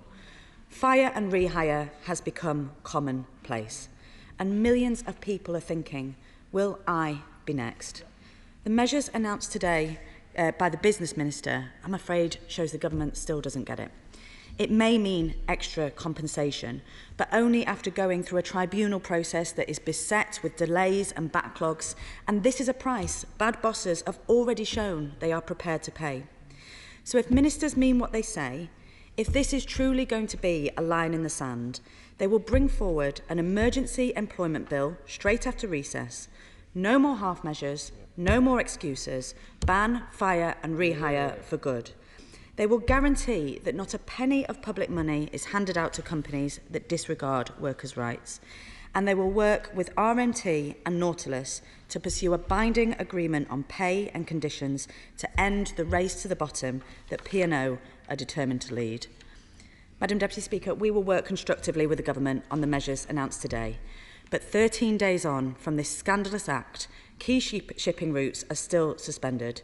800 workers are still without their jobs. Those responsible have no regrets, and time is almost out. The stakes could not be higher. To reverse this scandalous act, the action of ministers must now match their words. Madam Deputy Speaker, I want to actually thank the Honourable Lady, because actually throughout this crisis she has been very proactive in getting in contact, providing additional ideas and thoughts, many of which have actually been entered into the package today, and it's been, broadly speaking, pretty constructive, along with a number of other members from across the House. She asked a number of specific questions. I'm going to answer them very quickly. She asked about the extent of the intention here. It is for routes which ply the trade between Britain and our continental neighbours, which is why I mentioned the individuals that I've contacted in those foreign governments. She asked about the speed of the insolvency service. They're, of course, independent, so we don't have a direct control over that. I very much hope that they will act appropriately quickly. She asks about court action and why the government hasn't taken any. It's because the government is not in the position to take the court action. That's for the unions and for the workers, and we understand the limitations of that, which is why I've described some of the items here. She asks about P&O contracts. We have looked and haven't identified any in the spirit of cooperation to all members of the House and her in particular. If anyone is aware of any contracts which we've yet to uncover, we haven't found any so far. The only two were historic during coronavirus. She mentions how this might be indicative of a wider issue of perhaps this government's approach towards employees. I just want to gently mention that it was this government in 2020 that introduced the national minimum wage extended to seafarers on domestic routes. We did that, not any other government, and that it was indeed in 2005, when Irish ferries introduced this low-cost approach, which has forced P&O's hand, according to P&O. 2005, I seem to recall this chap called Tony Blair used to stand at this dispatch box. Hugh Merriman. Madam Deputy Speaker, thank you very much. Can I not just welcome these package of measures, but also thank, and I hope it will be on behalf of the whole House, the Secretary of State for the leadership that he has shown. We have real urgency now in this, and that's what we asked for, and that's what we've got. I thank him for that. Can I ask him, with regards to consultation rights, P&O Ferries came before our committee last Thursday and said that they were basically buying out those rights from the workers because they could. Would he consider in the longer term some power of the insolvency service to have some injunctive relief to stop the actions of P&O Ferries? They've effectively audited our legislative book and found it wanting. Yes, it's certainly something we're considering. I want to thank my honourable friend for his work, his select committee, and the other one who brought the P&O boss in here. I think it astonished the House, but also the whole country to hear that testimony has directly led to the package that we have today. And item number 6 goes some way to addressing his specific point as well.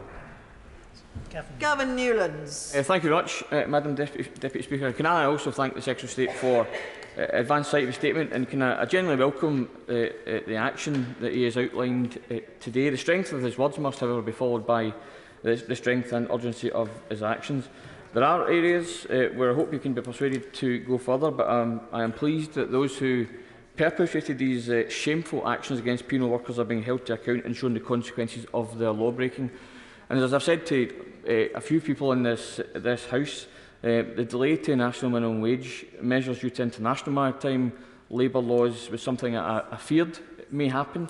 I commend the Secretary for trying to find a workaround, but perhaps you could give us some more detail on that, and perhaps if will, in the meantime, indemnify ports with any action they may take against ferry operators.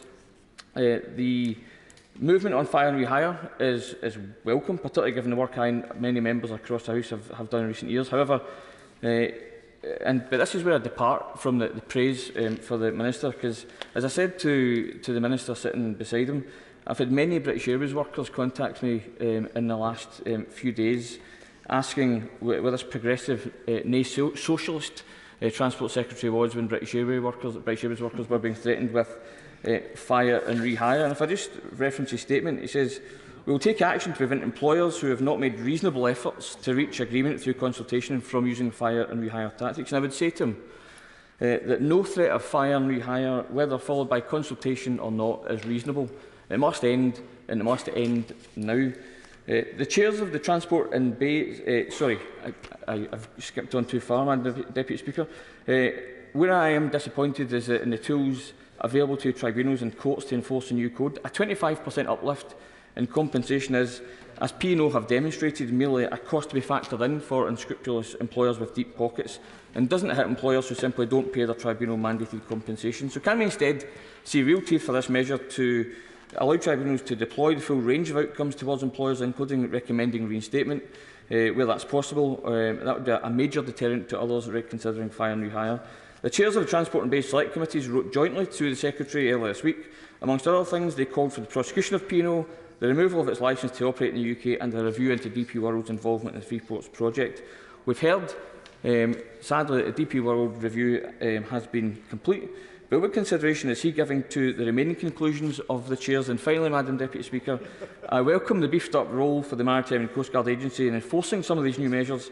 However, the last financial year saw the MCA receive a real terms cut in central government funding. So will he make extra funds available to the MCA so that what he's announced today can actually happens on the ground, rather than being great in principle but undeliverable in practice?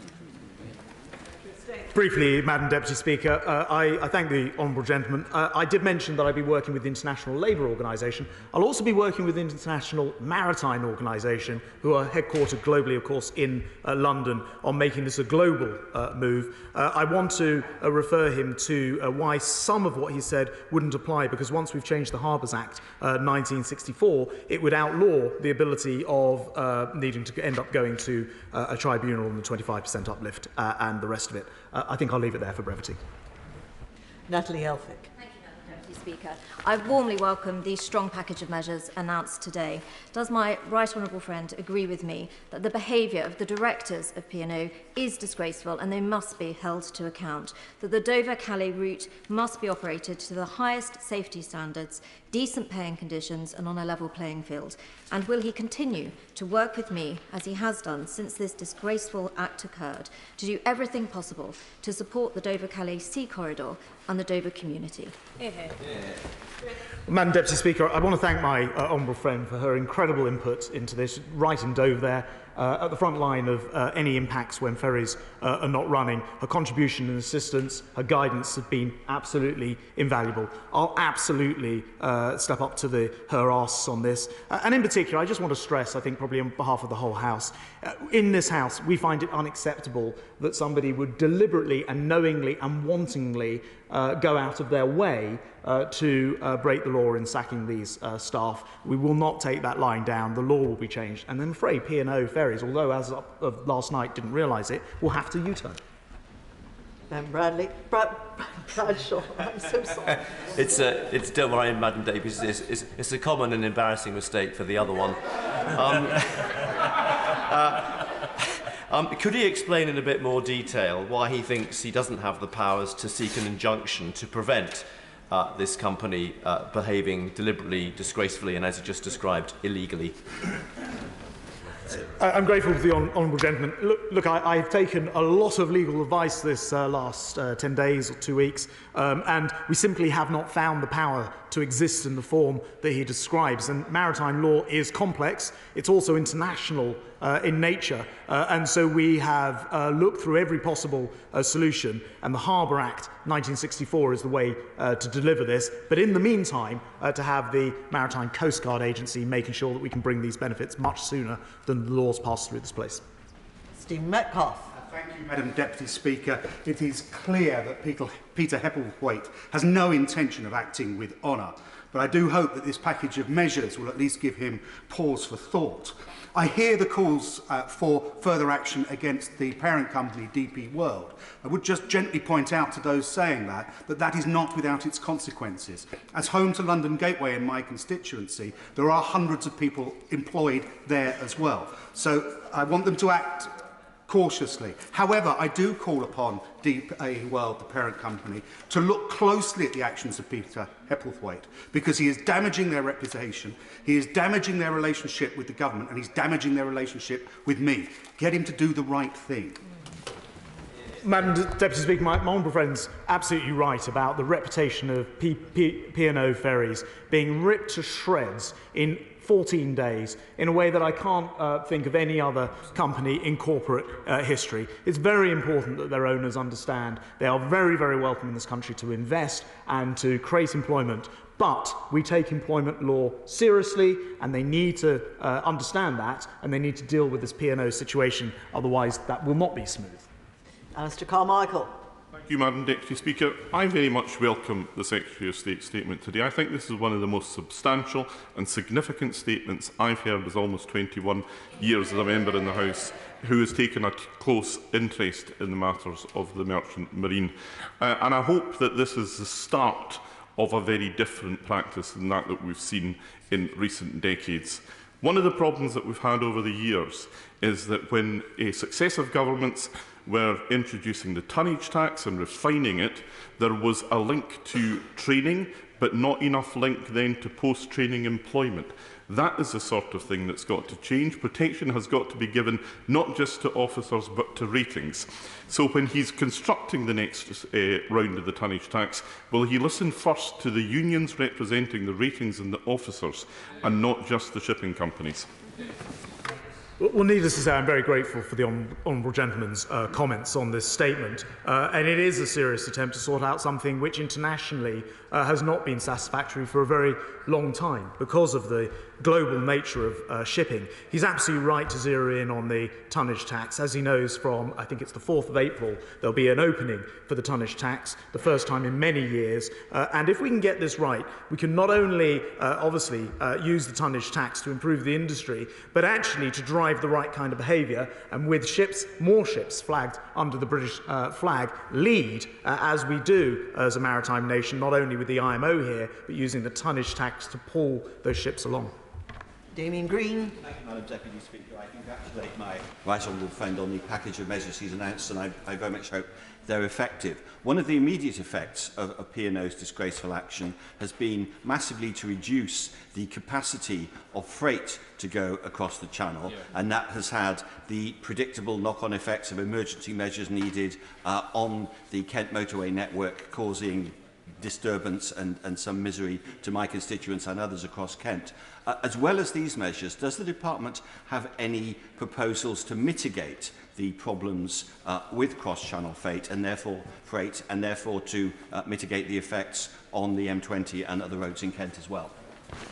I want to apologise to my right honourable gentleman and to other Kent MPs because I appreciate that this situation by P&O has caused considerable disruption. We've put the movable barrier out in place. I spoke to the lead of the Kent Resilience Forum yesterday, and they've been reporting to me on its level of usage, because I don't just want it to be there for no reason. It is being regularly used. It is actually a sort of a benefit that we've got from having put in that movable barrier, that it no longer takes weeks to deploy and take away. I'm very cognizant of the disturbance this creates for honourable members in the Kent area, and I will ensure that we meet regularly with him and other members to provide updates on what we expect to happen next. Jeremy Corbyn. Thank you, Madam Deputy Speaker. I welcome the statement made by the Minister today, and in particular his reference to international seafarers. I recognise he used the word minimum wage conditions on ferries, but he then went on to talk about international seafarers who often face disgraceful, almost slave-like conditions of work on international transport. So will he commit to work with the International Transport Federation of Transport Trade Unions as well as the ILO on trying to get rid of this scandal on a global scale, which obviously Britain can only play one part in, but can be a very big influence on changing the whole mood internationally on this? Well, the right honourable gentleman is right to point out that this is an international issue. It's worth saying that during the pandemic, we got a UN resolution through to recognise seafarers as key workers. We repatriated 22,000 seafarers. I sent the MCA in to raid a ship that was in Tilbury docks that I suspected had international seafarers being held essentially against their will at work, which was successful in their prosecutions. And of course, we've gone further today with the measures that I've outlined, which I hope he'll approve of, considering it includes working with the International Labour Organisation. Damien Collins. Thank you, Madam Deputy Speaker. I welcome the Secretary of State's robust statement in response to the appalling behaviour of P&O and also the work that he and his department are doing with the Kent Resilience Forum to make sure we keep motorway traffic moving through the county. But as you agree with me, it is important that the Maritime and Coast Guard Agency continues to be robust and does not allow crews, the ships that are poorly crewed with not qualified crew members on board, from crossing the world's busiest shipping lane. My honourable friend's absolutely right that the second item that I announced, which backs up what's already been happening with the MCA, looking at those ships very carefully, will continue. We will not compromise safety in the sea lanes. We've seen what happens before when compromises are made, and we do not want to see that repeated. Sammy Wilson. Can I also welcome the work which the Minister has done on this important issue and the urgency with which he has acted. I doubt very much, however, if when he writes to P&O, they're going to abide by his instruction not to allow ships to dock in either Larne or Conryan, where they own the port, they own the boats, and they're acting illegally by giving less than minimum wage to workers. But that monopoly issue is an important one for Northern Ireland, because the ships, one of the ships is impounded at present. There's an absence of service. The port represents a strategic asset for Northern Ireland because nearly 50% of our trade comes through it. Businesses which operate in that port are not getting any revenue, workers are not getting any work, and Northern Ireland is finding its supply issues are being affected. What action can he take with this company to try and restore the situation? The Honourable Gentleman raises a lot of very important points, and as he rightly points out, one of the ships has already been detained in Northern Ireland. Stena have been doing a great job to fill in some of the gap. I'm going to ask other companies to assist where possible, and I'm also, if he doesn't mind, going to ask him to meet again, I know he has already, with my honourable friend the Maritime Minister, because these specific issues relating to Northern Ireland I think will need a lot of care and attention over the coming days. Virginia Crosby. Thank you, Madam Deputy Speaker. Whilst I welcome the new measures my right honourable friend has brought to the House, what reassurance can he give that these measures will support companies like Stena Line to grow jobs, particularly local jobs and local labour, and that this news is good for the UK seafarers and good for the UK flag? Well, I thank my honourable friend. Look, I think the simple fact is that what this package will do is finally ensure that the whole of the seafaring community, when it comes to these channel crossings, for example, are on a level playing field or a level sea. And it means that there won't be advantage to Irish ferries running a cut price route, or now P&O ferries trying to do the same. So for Stena and DS and others, this will ensure that they can all operate and compete from a fair platform. Bill Esterson. The Secretary of State says that P&O should reinstate every worker on their original terms and conditions. I completely agree with him about that, but he needs to take every action available to him to support the group of workers who've just been sacked. What he's announced today is very marginally about the future. So will he suspend or cancel P&O and DP World contracts, including the lucrative Freeport contracts? Because that's how he'll show to DP World and P&O that the government really is serious, and give the greatest possible chance of putting pressure on them that will lead to the reinstatement of those workers.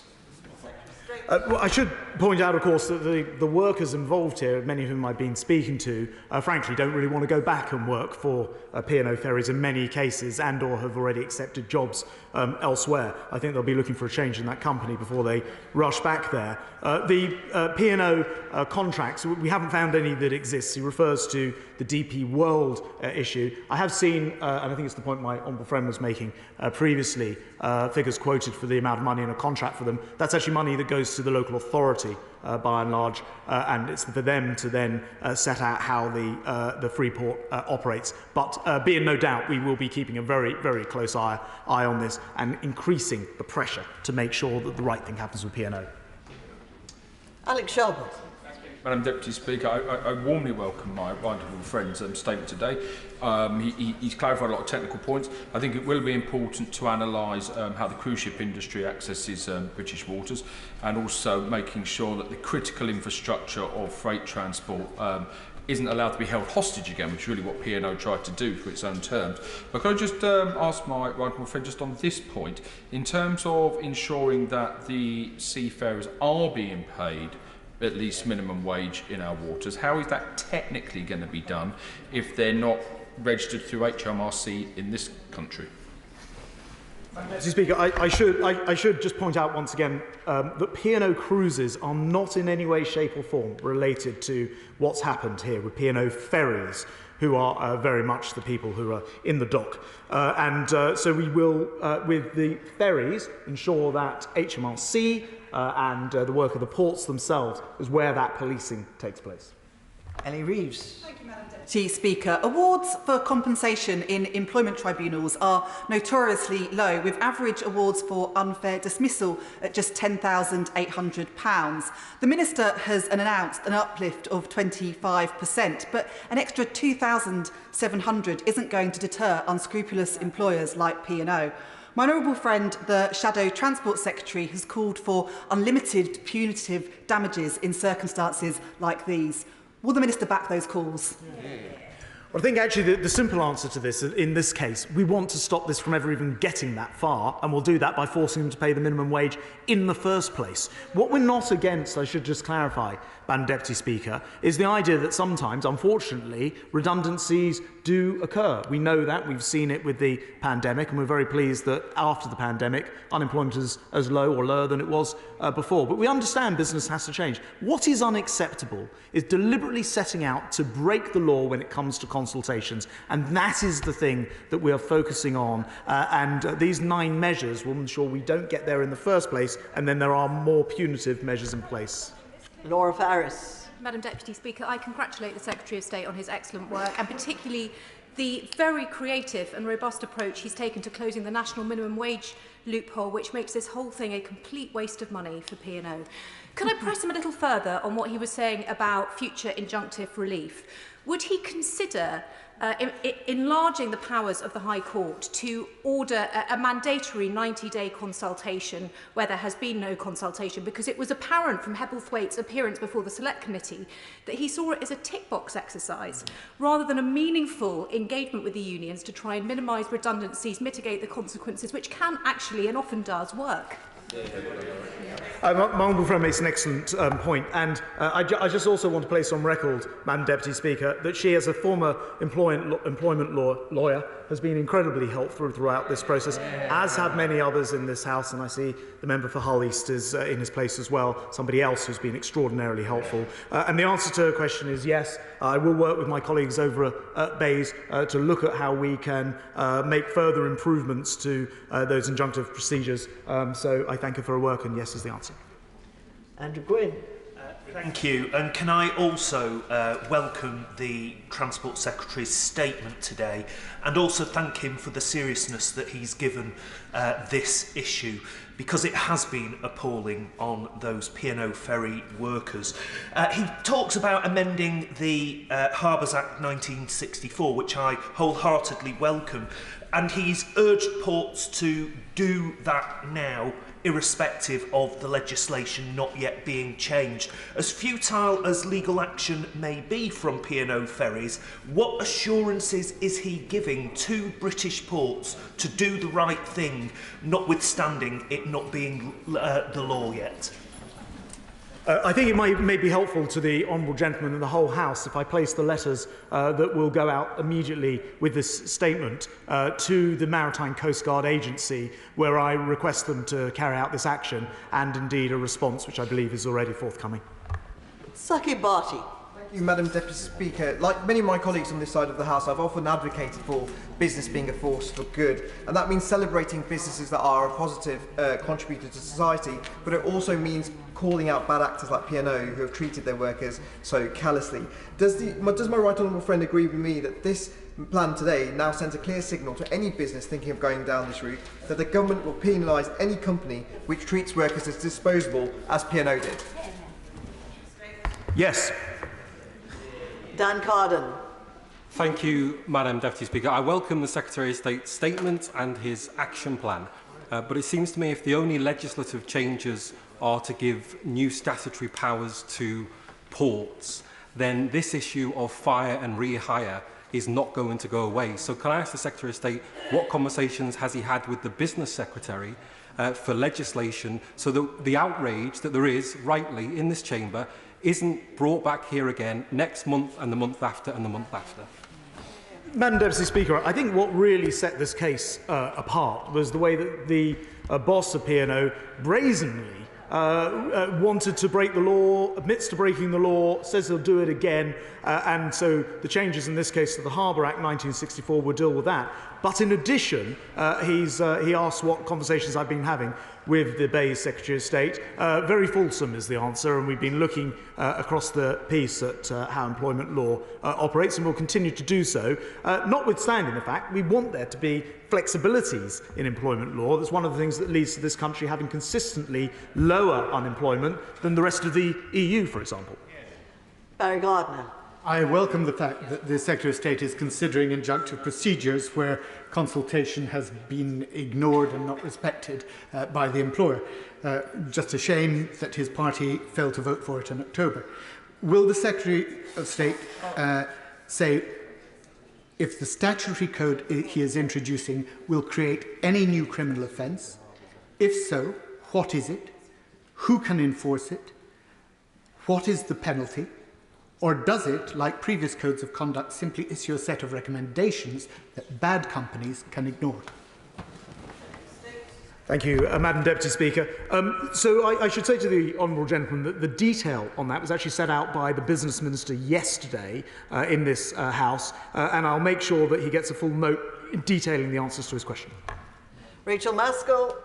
Thank you, Madam Deputy Speaker. I welcome the statement from the Secretary of State, but there is a reality here that P&O could adjust its measures and then continue to operate, and of course operate with different staff, 800 staff losing their jobs. So what consideration has the Secretary of State given to a 10th option for an operator of last resort, such as operate on the rail industry, so that he could immediately take those routes back into public ownership?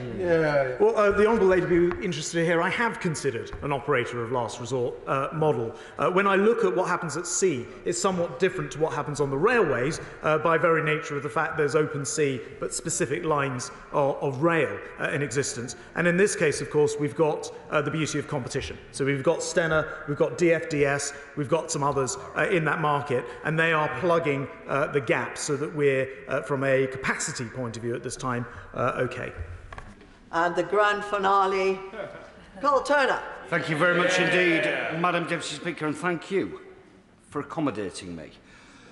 I want to thank the Secretary of State. This campaign's not just gone on for the 12 years that I've been in this House. This campaign has existed since the 1966 Seamen's strike. So I congratulate the right honourable gentleman and his colleague, the Minister, for getting through all of the hurdles that must have been appearing in front of them. And I want to work with my Shadow Secretary to ensure that what he proposes will actually work, to ensure that the minimum wage applies. But my concern is this. These companies employ terribly bad practice. I fear they'll find other ways to exploit seafarers. Safety is my big concern. So if conditions change, if rotas change, if seafarers are required to work 5 months on, for example, and a month off, we're not going to be very far from disasters like the Herald of Free Enterprise, where passengers lost their lives due to crew fatigue. Can he assure the House that he's looking at ensuring that can't happen in this case? Secretary of State. Well, Madam Deputy Speaker, as I prefaced, I'm hugely grateful to the honourable gentleman. He's provided contacts, knowledge, expertise, experience through the last week and a half as we've been discussing this issue, and I'm incredibly grateful for his historic knowledge of the industry as well. I can also assure him that that's precisely what we're doing. In my comments, I said that we'll be pursuing worldwide agreements with the International Labour Organization. We'll also push for a common set of principles to support maritime workers, including on international minimum wage, global framework for maritime training and skills, and tools to support seafarer mental health. I know these are issues that he has been fighting for a very long time, and his time has come. Thank you. I thank the Secretary of State for answering so many questions and so quickly. Yeah. Let us proceed. Point of order, Jill Furness. Thank you, Madam Deputy Speaker. On a point of order, my constituent Anton is Ukrainian and his sister and 2-month-old niece have made a perilous journey from Mariupol to Dnipro to try and escape the ongoing conflict. Anton is now desperate to bring them to the UK as soon as possible and he has ample accommodation for them. He has applied for a Ukraine family scheme visa for each of them. However, as his baby niece does not yet have a passport of her own, the Home Office is demanding they attend a visa appointment for biometric photos to be taken of her. This requirement strikes me as absurd. I have written to ministers, but I am concerned that the upcoming recess may mean that it will not be addressed with the urgency it requires. I therefore ask for your guidance, Madam Deputy Speaker, on what steps I can take before we rise tomorrow to ensure ministers remove this hurdle urgently. I thank the Honourable Lady for her point of order. As she knows, it's not a point of order and it's not for the Chair to give the answer. But I appreciate that she's using the opportunity of a point of order to raise a matter which she doesn't otherwise have the opportunity to raise. The first thing I say to her is that I'm sure the Treasury bench has heard her question, but I hope that I can be a bit more helpful to her than that, because, excuse me, I understand the need for urgency. I have asked similar questions as a constituency MP and found that ministers are, excuse me, we have a slight crisis here. Excuse me. Hay fever isn't meant to extend to the chair. I beg your pardon. I have discovered that the ministers who are dealing with this are very open to giving immediate and thorough answers if they are asked in the right way. I know that they're holding surgeries for all members of Parliament. I know that their special advisors have made themselves available and that the ministers in question want to answer questions like the Honourable Lady's questions immediately. There is, I have discovered, no intention to delay, because the sort of case that the Honourable Lady has described is one that we all have every sympathy with, and there are ways round it. So I'm sure that the Honourable Lady will get an answer, and very quickly, if she approaches the Minister and Special Advisers directly. It's not really for me to give that advice, but if she's really stuck, come and see me in my office later and I'll find a way to get that question through to her, because we don't want that baby to suffer and there are ways of dealing with this. Point of order, Clive Lewis. Thank you, Madam Deputy Speaker. It's a very similar issue. I wanted to seek your guidance as to how I may raise the plight of refugees currently languishing on the Ukrainian-Polish border near Medica and beyond. Dave Powles, the editor of my local newspaper, the Norwich Evening News, is on the ground there and has stated that the government Homes for Ukraine scheme is failing by every metric possible. Despite hundreds of people across Norwich and Norfolk volunteering to take refugees into their own homes, a lack of coordination, communication, overcomplication and technical delays means that whilst 80 families have been matched, not one has been accepted into the UK. So Home Office support on the ground is also non-existent, and what support there is coming from small charities and individuals struggling with the numbers they're dealing with. So can you advise me, Madam Deputy Speaker, as to how I may bring this tragic situation to the government's attention? Well, I appreciate the honourable gentleman's point of order, and I think I have just given him the answer. I am sure that ministers are not trying to delay. They are trying to give members as much information and as much advice as possible and as soon as possible, and that there will be a way in which the honourable gentleman can get that advice. I don't want to keep offering myself as a conduit, but I rather think that the Treasury bench have heard the honourable gentleman's point, and that it will be treated with sympathy.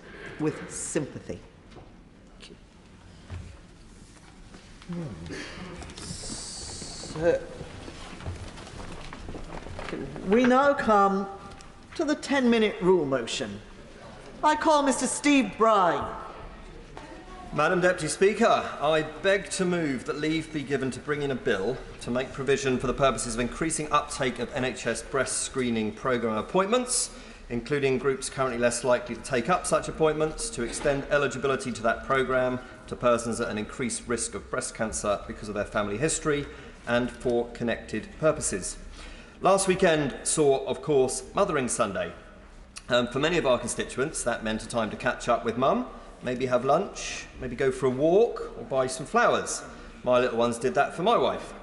For some, however, Sunday was not a day for lunch or a walk or a catch-up. There were flowers, but they were dropped off at the churchyard or the crematorium, as they are every year. And that, Madam Deputy Speaker, included me, as it has done for the past 19 years. I was in my late 20s, away on my stag do in Wales, when I got a phone call very early in the morning to say I needed to get home. My mother was in hospital by that point with only one possible outcome, and she passed away a few days later, 5 weeks before Susie and I got married. She was just 52 years old. Now, they say events and life before we enter this place shape how we approach some of our time here, and they're right. Colleagues here and constituents in Winchester and Chalmers-Ford know this is an issue I'm passionate about, and now they know why. For the first 5 years as an MP, I co-chaired the all-party breast cancer group, and then in 2017 it was the privilege of my life to serve as the cancer minister. And we said then, as now, that for cancer, an early diagnosis can be game-changing. Cancer's magic key, as it's often been put. And breast cancer is an incredibly treatable cancer if detected early. 98% of women who have the disease detected at stage 1 survive for at least 5 years after their diagnosis, and many of them go on to lead full lives. And it's true that we've made huge progress on tackling cancer. Indeed, survival